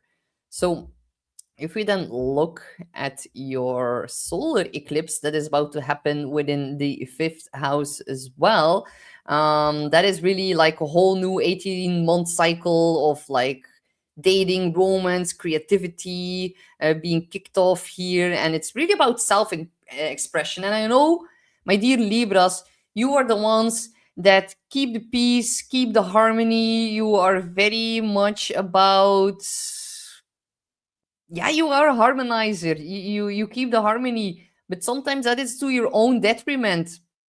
And the fifth house is really about self-expression. And look, Libra, it is in Aquarius. It is a fellow air sign, so it's gonna trine your sun, moon, or rising, which is actually quite beneficial for you here. So can be a new relationship, a new way of dating. It can be a new creative project. If you are an artist and you need to be on stage, wow, this is like very, very positive. If you want to have kids, then this might be the time when you find out that you are pregnant. Fifth house eclipses, this is where things are getting born, literally or figuratively. So take your precautions if that's not what you're looking for. And if it is, yeah, this is going to be positive news. So, of course, we also see Saturn and Neptune entering your seventh house. It's about inspiring and reliable commitments. If you already have a relationship, it's going to strengthen those. And Saturn in the seventh can be a little bit of a doozy. Like Saturn is refraining, limiting. It's also about seriousness and long-term commitment and responsibility. And it can be a bit of a heavy weight because it is in your opposing sign, my dear Libra. It is in Aries. So, yeah, be careful of partners who are struggling with some kind of substance abuse. Also be careful about partners who are very, very spiritual but who are ungrounded, and vice versa, because There is this emphasis of grounding Saturn and spiritually ungrounded Neptune, and these two coming together, it can give a little bit of difficult energy within that. So good luck, my dear Libra. So we have Scorpio, Sun, Moon, or Rising. And of course, my dear Scorpio, you are having this full moon in Leo in your 10th house. This can be a major breakthrough in your career, maybe an emotional message from your boss. You can have a praise, you can have a raise even, but definitely about also something in your reputation that is getting massively highlighted here. So can also be about, yeah, your ambition. Are you really like building a life that supports your emotional well-being in the 4th house as well? Because you see this big opposing stellium here within the sign of Aquarius in your 4th house. And of course, Scorpio, you are ruled traditionally by Mars. Modern day ruler is Pluto. And look, these two are on top of each other within your 4th house. There is definitely some major frustrating, triggering, confronting, projecting energy going on within your house of family. The people that you live with together, your mother, your father. This is the parental axis, the 10th and the 4th house. Pluto Mars, wow, this can give a lot of frustration with relatives. And it is actually kind of an understatement. So let me know, my dear Scorpios, if we have Scorpios in the chat, how you are dealing with this stellium in Aquarius. It is a lot, actually. So yeah, the 4th house is really about deep transformation right now around the home, around your patterns of upbringing, breaking ancestral curses. It is about psychological security, your sense of belonging, or should I say, your sense of alienating within your family, because Aquarius can feel, Aquarius on the 4th house cusp, it can feel kind of alienated from their family. That is really, I know a lot of people who are even adopted. They have either Uranus in the 4th house of Aquarius on the 4th house cusp. And that can feel like you do not feel like you belong within your family bonds. And sometimes you are the one who needs to break a lot of curses within that, but it can definitely trigger a lot of your deep seated emotions here. Also worth to mention, my dear Scorpio, is that Mars is going to square Uranus on February the 27th, and that is going to hit your 4th and 7th house axis. So the Uranus stationing back direct in the 7th house here within a couple of days is also massively triggering a lot of feelings of wanting to break free within your relationship area. You need change, you need freedom, you need some kind of innovation within relational dynamics right now. Mars square Uranus by the end of February is gonna highlight that even stronger. So there can be some kind of clash between your emotional instinct, the 4th house, and then someone else's expectations, the 7th house, and it can be a bit difficult to handle. So it can be about arguments, about like living arrangements, or there can be certain changes within the dynamics within your relationship. There can also be some kind of pressure around moving, or like we need to talk, some kind of destined moment that cannot be avoided. So you might need to do some physical exercise to channel the energy of Mars here. Of course, you're also going to have a solar eclipse by the middle of February, and the solar eclipse is going to happen also, of course, in your 4th house. So all the themes that I've just mentioned are going to get a massive fate acceleration by the eclipses in your 4th house, and you can even move quite unexpectedly with the square to Uranus in the 7th. You might break up with a partner, you might move in with a partner, and definitely with Mars in the mix here in your 4th house, there can be some frustrating energy being found at home. You might need to cleanse your home. You might need to work out in your home to channel the energy of Mars, use it in a conscious way, and just like clean up the mess. Like we all need to, we all want to change the world, but maybe we need to start by cleaning out our own drawer first. And I think that is a very good energy here. The seventh house can definitely also give like some kind of upheaval with partnerships, people that you are either like in a very close one-on-one connection with. They can they can behave a little bit unpredictable and out of the ordinary. And that is going to cause some kind of change within your emotions, or how you look at them in some kind of way. Um, Saturn and Neptune are entering your sixth house, and this is what I want to give out a warning for my dear Scorpios, because having these two bad boys within your sixth house of health, you might need to be very, very mindful and giving a lot of attention to the subtle clues that your body is giving to you right now. Because if you're not going to fix them, or if you're not going to listen to them, they might become very not subtle anymore whenever Saturn moves along in the sixth house. Be careful about joints, teeth, bones. Also, Aries rules over the head, but more like the outside of the head. Forehead, eyes, teeth, Saturn also teeth. Yeah, there is some kind of tension here. And with Chiron in the sixth house as well, you guys really need to be maybe doing an extra checkup, maybe doing a second opinion. It might be very beneficial to look into health matters here with these two conjuncting into the sixth house. So your life is only like going to feel safe if your body feels regulated. And now in February, regulating your whole regulating your stress levels and regulating your daily routine here with Saturn Neptune, that is going to be your superpower to avoid certain health issues. So good luck with that, my dear Scorpio. Then we have, thank you so much, Barb Hedger. I really, really love your guys' comments, and yeah, thank you for confirming me, and like for giving me some feedback on what you guys are experiencing, because for me it's also important to read what's going on for all of you. That really helps me to explain it even better. So thank you guys. All right, we have my dear Sagittarius, Sun, Moon, or Rising. So you are having a full moon in Leo and a fellow fire sign within your ninth house. And the ninth house is traditionally connected to Sagittarius. It is your house, actually. So very positive, welcoming energy for you, my dear Sagittarius. And actually, this is a very positive full moon here.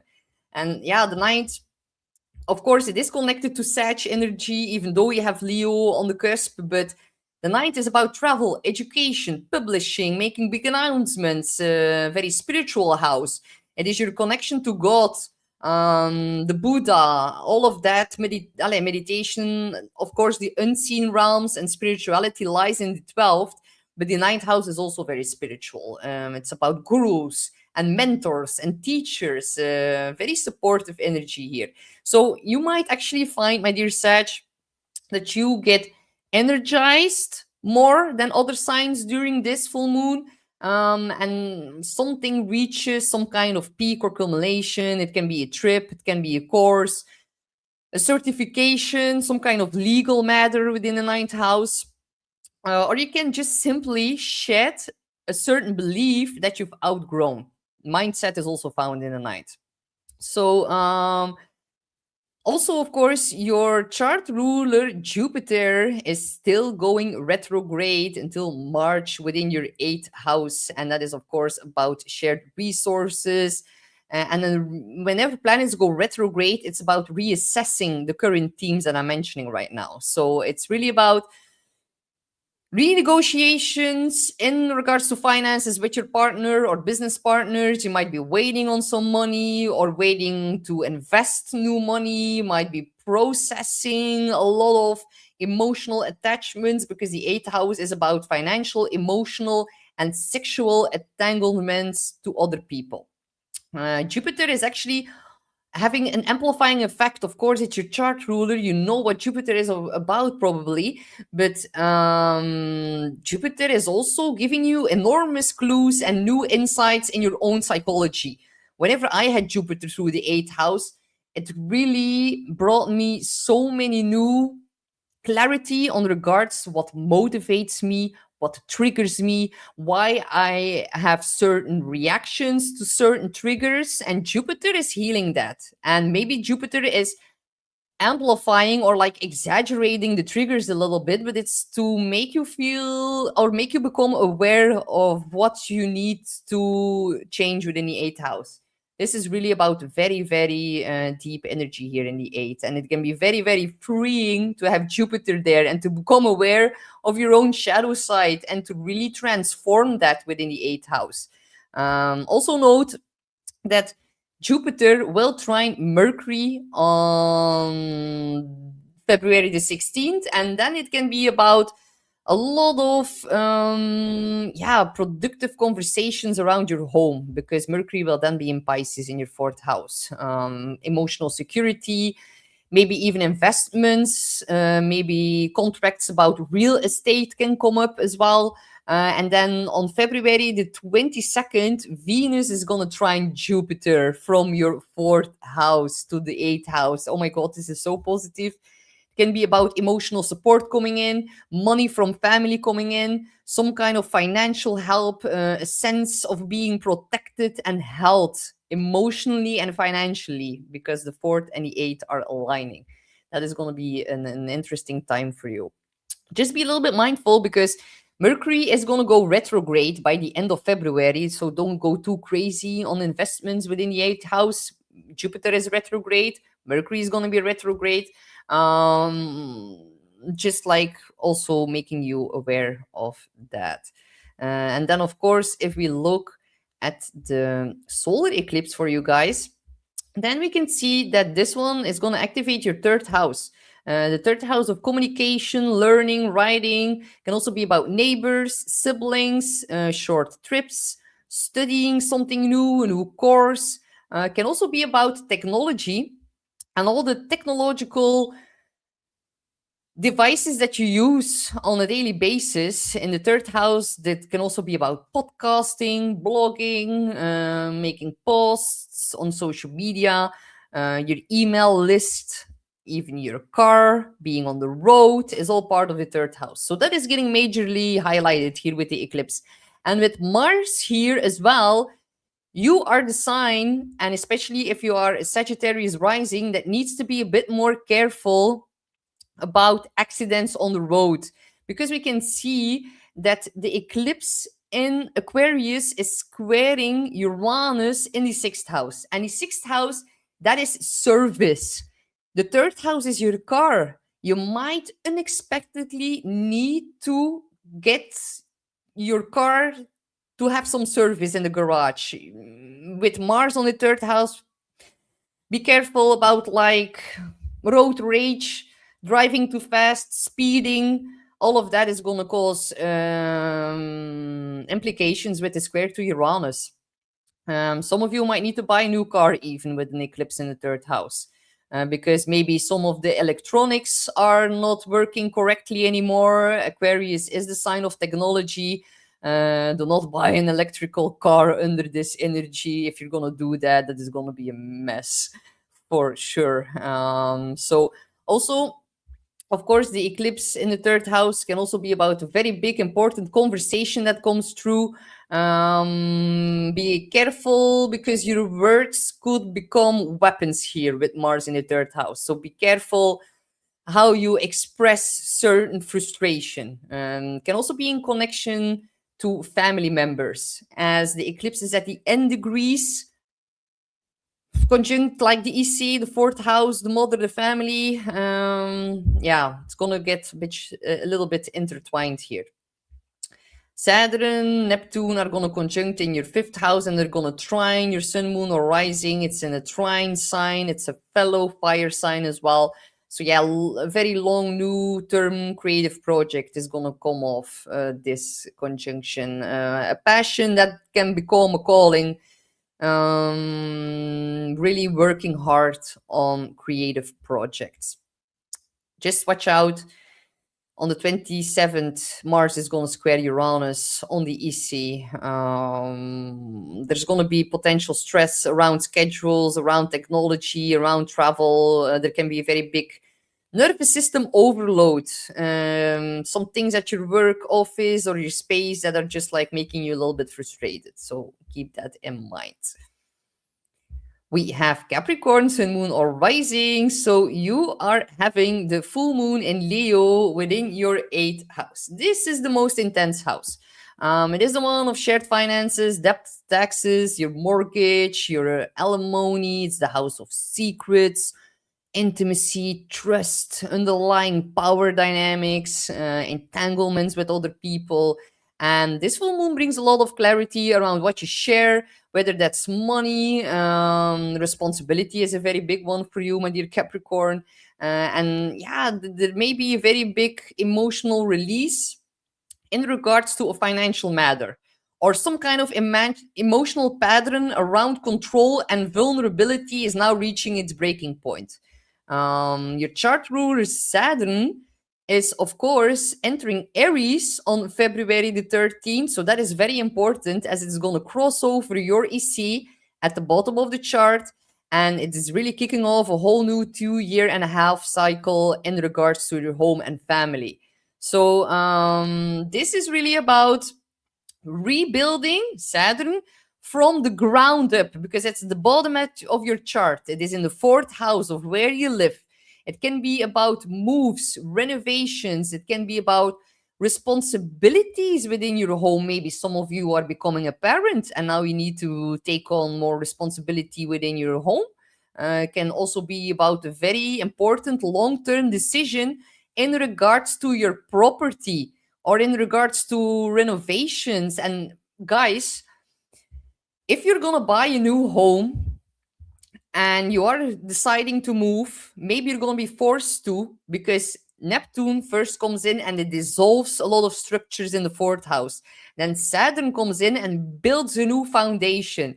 But if you buy a new home or you're gonna let it build, by contractors, be sure to either inspect the basement, inspect the underground on which the house rests or gets built upon. That is going to be very, very important here with Saturn Neptune because Neptune can dissolve the foundation. So inspect like the bottom of your house. Sometimes the astrological chart can be very, very profoundly how it resonates in real life. This is the bottom of the chart. Check the bottom of your house before you buy someone new. Buy a new house, but do not do it without inspecting that. So yeah, then we're gonna look at the solar eclipse for you, and that is also gonna happen within your 2nd house of finances. So the 2nd house is income, your self-worth, your streams of income, your values, your skills and talents, and also your resources. The 2nd house is actually what feeds you. The possessions and yeah, the things that are feeding your mouth. That is the 2nd house. So a very long-term reset around how you earn, what you're willing to exchange your time and energy for. You might change your prices. You might add a new stream of income. You might have a very big shift in your values, which leads to a whole new way of earning your income. And that is going to be palpable or like shifting and changing over the next 18 months. So really like invest in yourself. Hone into your skills and talents and let go of like the scarcity mindset or like a fear-based security mindset. Mars, it cuts, severs, and ties a lot of the energy within the 2nd house, and Mars is also present, like co-present here with the eclipse. That can bring up an unexpected cost. It can bring up unexpected damage. You might have a lot of bills to pay. Mars in the 2nd house is not so beneficial, actually, honestly. So I'm already giving you that. But if you tap into the positive energy and it is making beautiful aspects within your own chart, Then Mars might signify putting all your energy and assertiveness within honing into your skills and talents, and by that creating a new stream of income. So it depends on what's it doing in your own chart, of course, but be mindful not to like make some impulsive decisions in regards to buying. Mars in the second can really be about impulsive buying, impulsive spending. I know you, Capricorn rising, you are very responsible, stable, mature, but still, Mars is kind of feisty, and when it travels through the second, it can bring more costs. So keep that in mind. And with the square to Uranus in the fifth, it can come up quite unexpectedly. The fifth house is also connected to children. So maybe some of your children need more money. That is also possible. Keep that in mind. Or maybe you want to have a new hobby, a new time of leisure activities, and that costing more money. That is also a possibility. Or maybe you're just bumping into someone new with Uranus going direct in the fifth house, and you want to go on many dates, and that can also cost a lot of money. So it's something within those realms. If we then look at Saturn Neptune for your sign, of course, Saturn, it is your chart ruler. The fact that they're at 0 degrees of Aries on the EC, this is really also about all the illusions around home that are changing. Emotional safety might get dissolved and restructured in some kind of way. It's about new boundaries being set within your family dynamics as well. With Neptune right now, it might feel a little bit confusing as we are speaking, but definitely if you are an early degree, Capricorn, Sun or Rising, but it's really like now about laying a new foundation for long-term stability. So build it slowly, honor your emotional needs, just as much as your responsibilities that you're so capable of carrying. You are a very mature, responsible sign, but Saturn, however, it is going to square you. So if you are an early degree Capricorn, Sun, Moon, or Rising, then Saturn and Neptune are going to make a square towards you. Pay attention to when Saturn does that exactly, because Saturn can refrain your vitality or your sunshine in some kind of way, because a lot of weight is being put on your shoulders within the realms of the fourth house of family. So really keep that in mind. And also, yeah, it is really a very big rebuilding happening here around your home, your money, and your emotional security. And it's testing you. It's kind of a testing phase when Saturn makes a square to you. But yeah, you cannot rush. It is also, if you're going to take it step by step, it's going to be a reset that is going to last and benefit you over the long term. So good luck, my dear Capricorn. Then we have Aquarius and Moon or Rising. My dear Aquarius, how are you doing with this whole stellium in your sign? I've been getting messages of so many Aquariuses, and the stories that you guys are sharing with me are quite surprising and shocking. Yeah, of course, these are like your keywords, but still, a lot of changes, a lot of curveballs, a lot of sudden insights are right now happening for you, my dear Aquarius. This is going to be such a big month of change for you. Today, you are having the full moon in Leo, activating your seventh house. And that is, of course, the house of committed relationships, dynamics within dating, within marriage, your business partners, your very close one-on-one bonds. It's also about like, yeah, the other and how the other complements you. And I hope you have not been provoking other people with Mars Pluto in your sign, because they might come off really, really strongly, not only you towards them, but vice versa. And if you have been provoking other people during the Mars Pluto conjunction, then now they're going to roar at you quite loudly with the full moon in Leo. Of course, it is also about having tremendous willpower, Mars Pluto, about being very resilient, about creating a whole new identity. and also a lesson in how to use your power in a very healthy way. And that is not always easy when Mars and Pluto are together. So forgive yourself if you've made a mistake, if you have been blowing up over the last few weeks. Um, I would say consider it normal, but no, the energy right now it is not normal at all, actually. So yeah, let me know how you are doing with the feistiness within your sign. Definitely a very big emphasis on other people right now, and of course, it makes it even more unstable everything that's happening right now because your chart ruler Uranus is about to station direct here on the 3rd of February. So that is within 2 days. The energy a week up front, it is most palpable, most strongest. So I know you have been feeling restless, and it is normal with all the energies right now. So yeah, it's Uranus switches back direct for the very last time within your fourth house of home, and it has been squaring you for the last 8 years, and that is about to come to an end by the end of April. Then it will switch over into Gemini in your fifth house.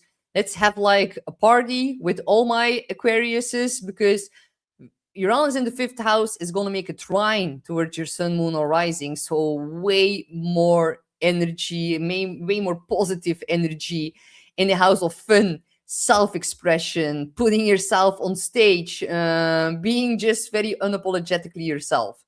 So that is a very, very cool transition to look forward to. It's going to get better, but first, of course, we need to go through the eclipse.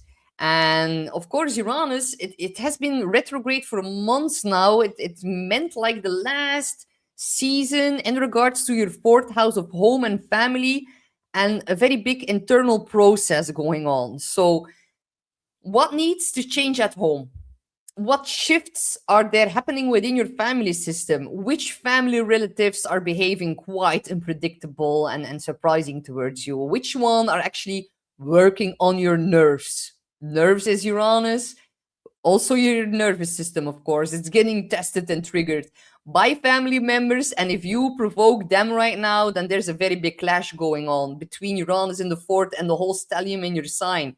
Love Warrior says, not boring, that's for sure. Bring it on. I can imagine. And Stain, he's of course also an Aquarius. He says restless for sure.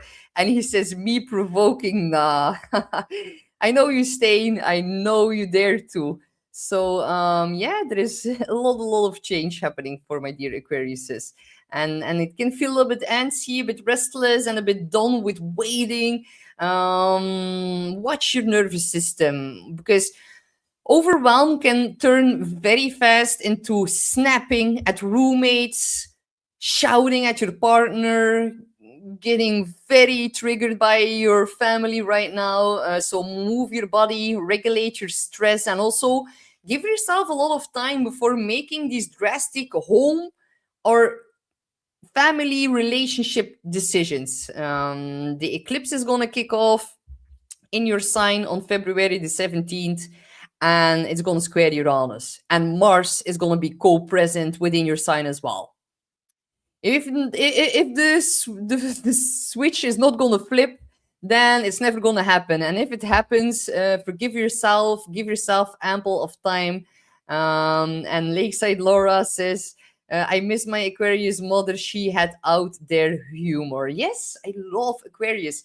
They are so different and ahead of their time, thinking outside of the box. They come up with so many solutions at the right time, and they don't even know sometimes where it comes from, but they have such a cool connection to Uranus, the liberator, the one that really brings a lot of insights. And it's about also rewiring the mental brain whenever Uranus shifts into Gemini soon. So, my dear Aquariuses, you are even going to get more weird. And we all need to follow your example, because the North Node is going to enter Aquarius on July the 26th. So, also within your sign. We all are collectively pushed towards embracing our uniqueness, embracing our unique quirks. Aquarius also is, of course, related to like the things that are out there in the sky, star seeds, frequencies, all of that is really connected to Aquarius, and I love that sign very, very much. So yeah, we love weird, lol. That is very, very true, Laura. We all need to learn a lot of lessons from Aquariuses in the next year and a half, starting by the end of July. So, of course, Aquarius, an eclipse in your sign, it is about your body, your identity, your confidence. It's about a whole new direction in your life. You can change something about your appearance. Although, however, I do not recommend to do that during 3 days before and after an eclipse. And this is like a major identity reboot, one that is going to shape you up until like the next 18 months, until the beginning of 2028. Then we're going to have the last eclipse in Aquarius. And next summer, in 2027, we're going to see the longest eclipse in Leo playing out in your opposite sign. So that is also something to really look forward to. But still, because this eclipse squares Uranus in your fourth house, it's really about like personal freedom versus your family roles and what your family expects of you. Stability within the home is nowhere to be found. And if that's the case, just know that it's this energy that is being injected within your home right now. So Saturn and Neptune are also together now, conjunct in your third house. And that is really about like a new serious commitment to writing, speaking, creating content, studying something new that is going to benefit you over the next 36 years. Important conversations with your siblings. And also, maybe you need to slow down and communicate with more maturity and responsibility. So, less impulse, but more grown up talks. And also about spirituality here with Neptune. So, just know you having Aries on the third house cusp, you can be quite reactive. Neptune can also be a little bit foggy. So this could be like the placement where at one time you are swinging between silence to then saying too much and needing to find balance in that. So learn how to speak, how to communicate. And also, Aquarius, be mindful on February the 27th, because then Mars will make an exact square to Uranus in your fourth house. Do not trip over the carpet in your house. Be careful when you're angry and you're running down the stairs. Just be a bit more mindful for like injuries or accidents. Drive carefully. Don't multitask. There can also be like technical or electrical glitches going on, and with that even a more bigger nervous system overload. Do not pick fights in texts or messages or online spaces as well, and then you're gonna be very, very then you're gonna be fine. So yeah, my dear Aquarius, I wish you all a lot of good luck with the first eclipse in your sign soon. Then we have Pisces. Last but not least, my Pisces sun, moon, or rising. So you are having the full moon in Leo in your sixth house today. So the sixth house, it is about health, your daily habits, daily routine, your rhythms within your work, your nervous system regulation.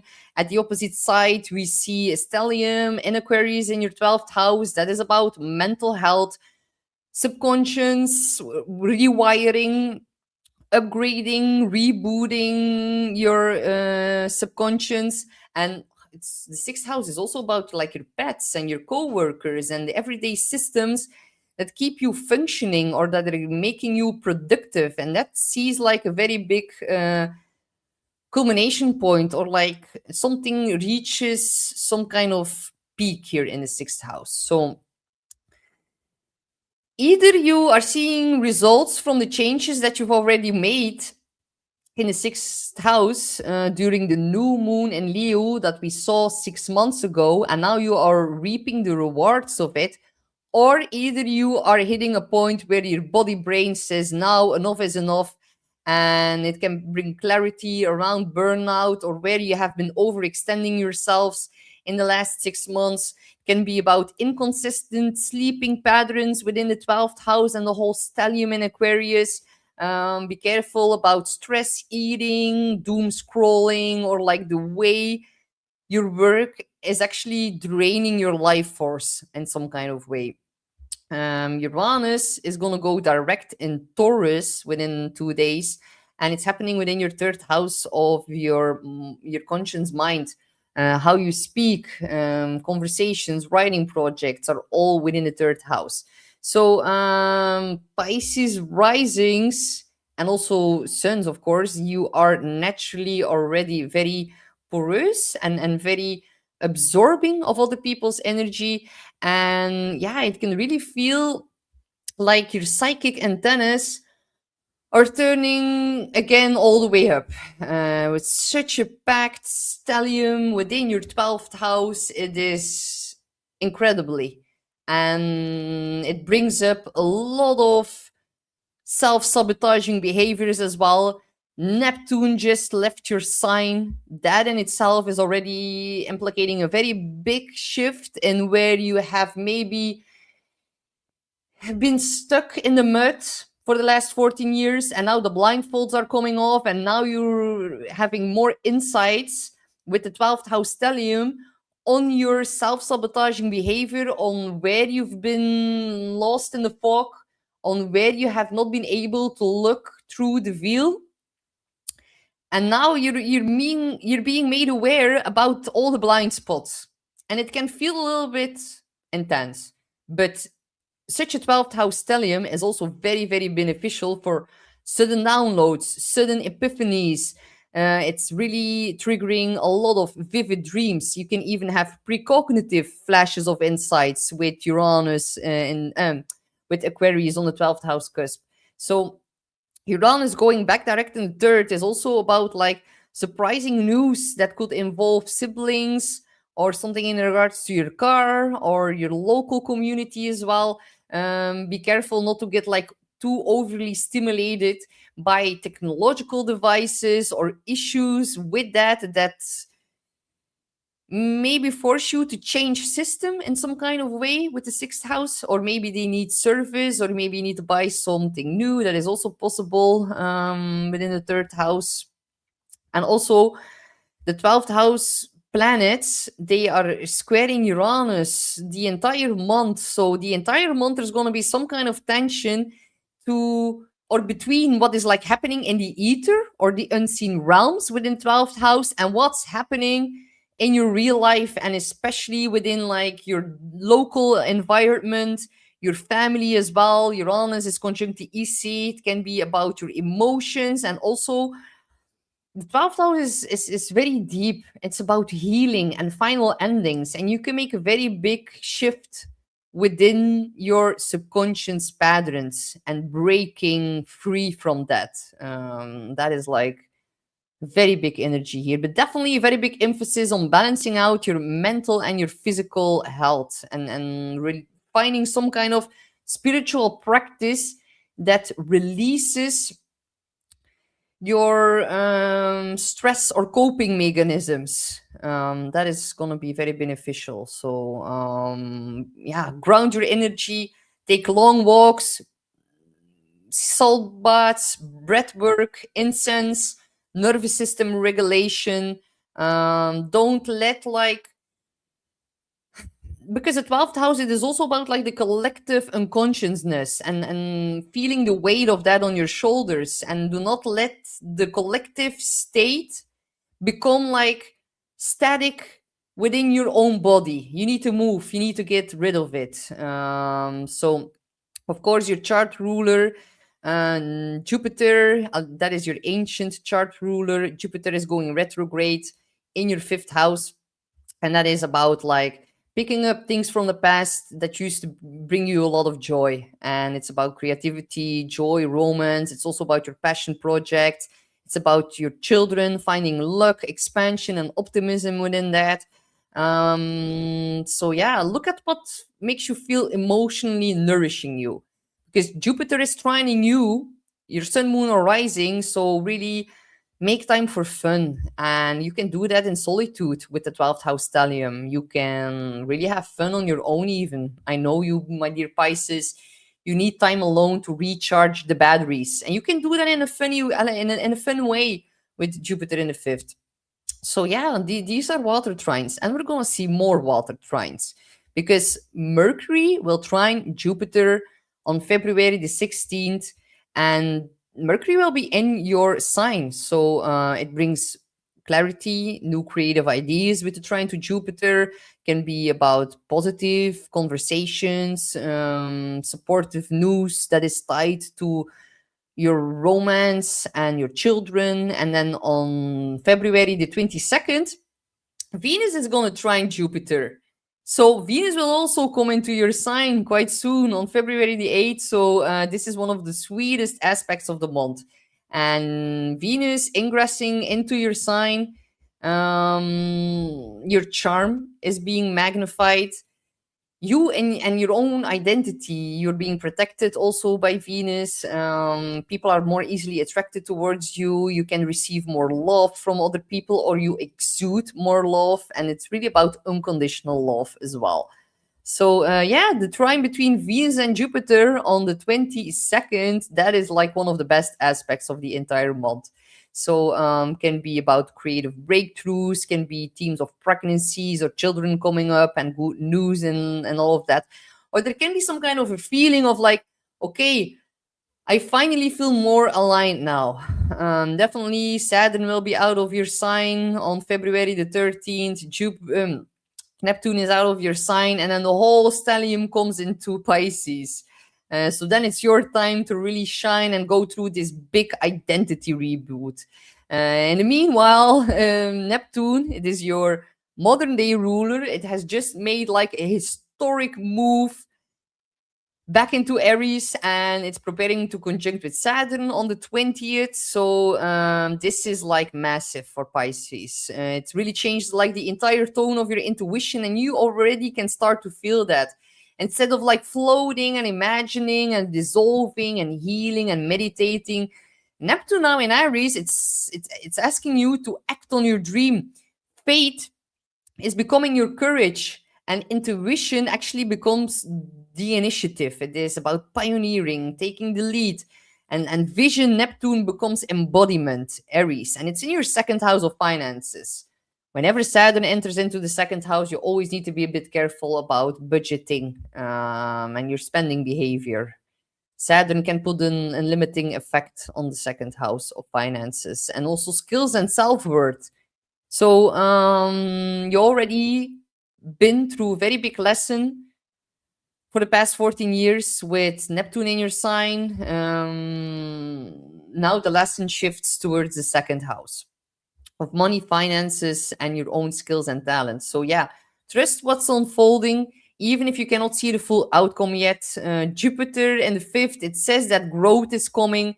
Neptune says you need to follow your feeling, and you need to quietly realign with your creative power, your joy, and your belief in yourself this month before you're gonna see things to begin to move faster in March. So yeah, of course, the solar eclipse within your 12th house. This is about sleep, your mental health, spirituality, isolation, secrets, subconscious patterns. It's also about energetic attachments and the unseen world. So, this can be yet again another massive spiritual awakening, a very big spike in your intuition, and it can also signify like the end of a karmic cycle and a new one kicking off. If you feel more tired with the eclipse in the 12th house, give in to that, listen to the subtle cues of your body. There can also be like this very quiet and subtle goodbye to a certain habit, a self sabotaging pattern, a certain situation, or an old version of yourself. And if you are in therapy and if you work together with someone who counsels you, there can be a lot of breakthroughs in therapy. Like This is like a very good eclipse to either do soul retrieval work, to do hypnosis therapy, something that rewires your unconscious patterns and having breakthroughs in them. This is a big house of healing, and it's also about the angelic realm and your spirit guides and prophetic dreams and healing. And just be sure not to, if you isolate, be sure not to escape, but do it to recharge the batteries. There is a difference in that. And I know you, my dear Pisces, you know what I'm meaning, what the meaning is by that. So February the 6th, Mercury enters your sign.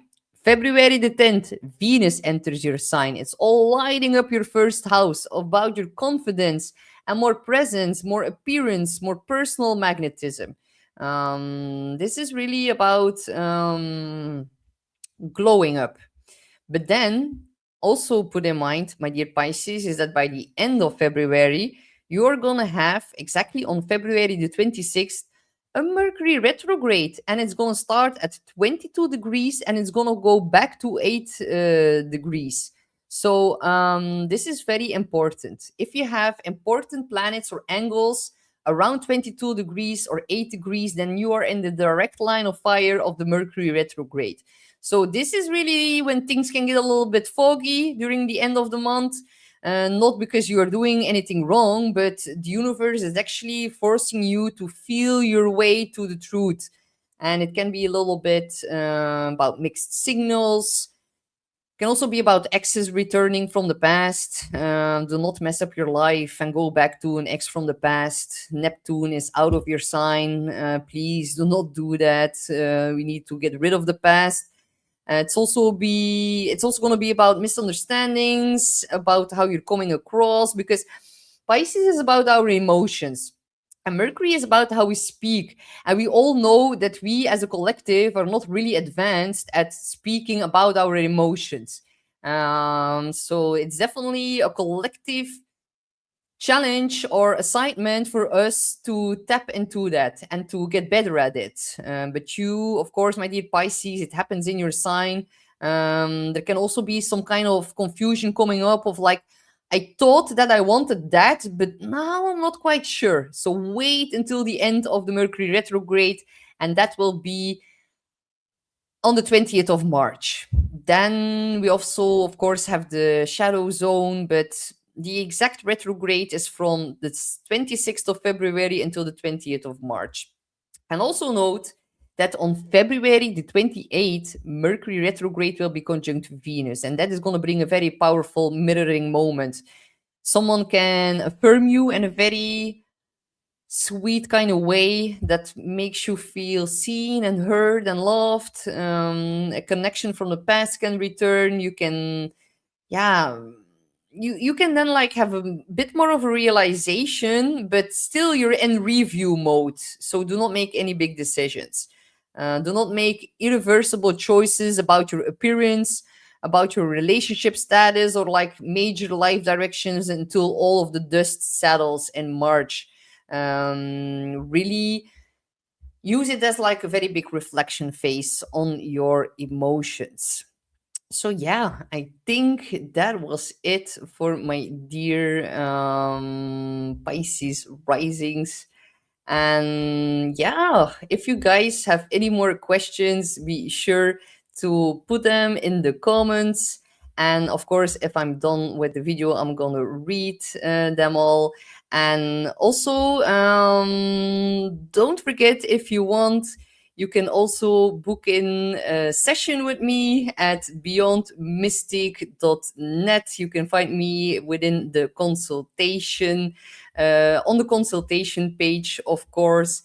And if you want to have something very cool to look at, JC and Janine are also going to do the new Wu-Fi monthly forecast of 2026. And it's actually a very important one, as it's such a big, profound astrological month of 2026. So make sure to check that out. You can also look at it at the pay-per-view section here. And also do not forget that tomorrow we're also seeing, of course, a new episode of the Beyond Critical show with Max here. And I'm really, really looking forward to seeing you all quite soon again for my weekly video here on Tuesday at noon. So I'm wishing you all the best in this spectacular month of 2026. And be sure to let me know how this is all going to be unfolding for each and every one of you. And just surrender, go with the flow. Try not to force things right now. Everything will fall into place more during the summer months for the Northern Hemisphere. So, yeah, it is really about grounding our identity, grounding our new visions into reality right now. And thank you guys all so much. And thank you for the really, really sweet comments. I love each and every one of you, and I'm looking very much forward to seeing you all back soon. So I'm wishing you a beautiful Sunday, and see you soon. Bye bye.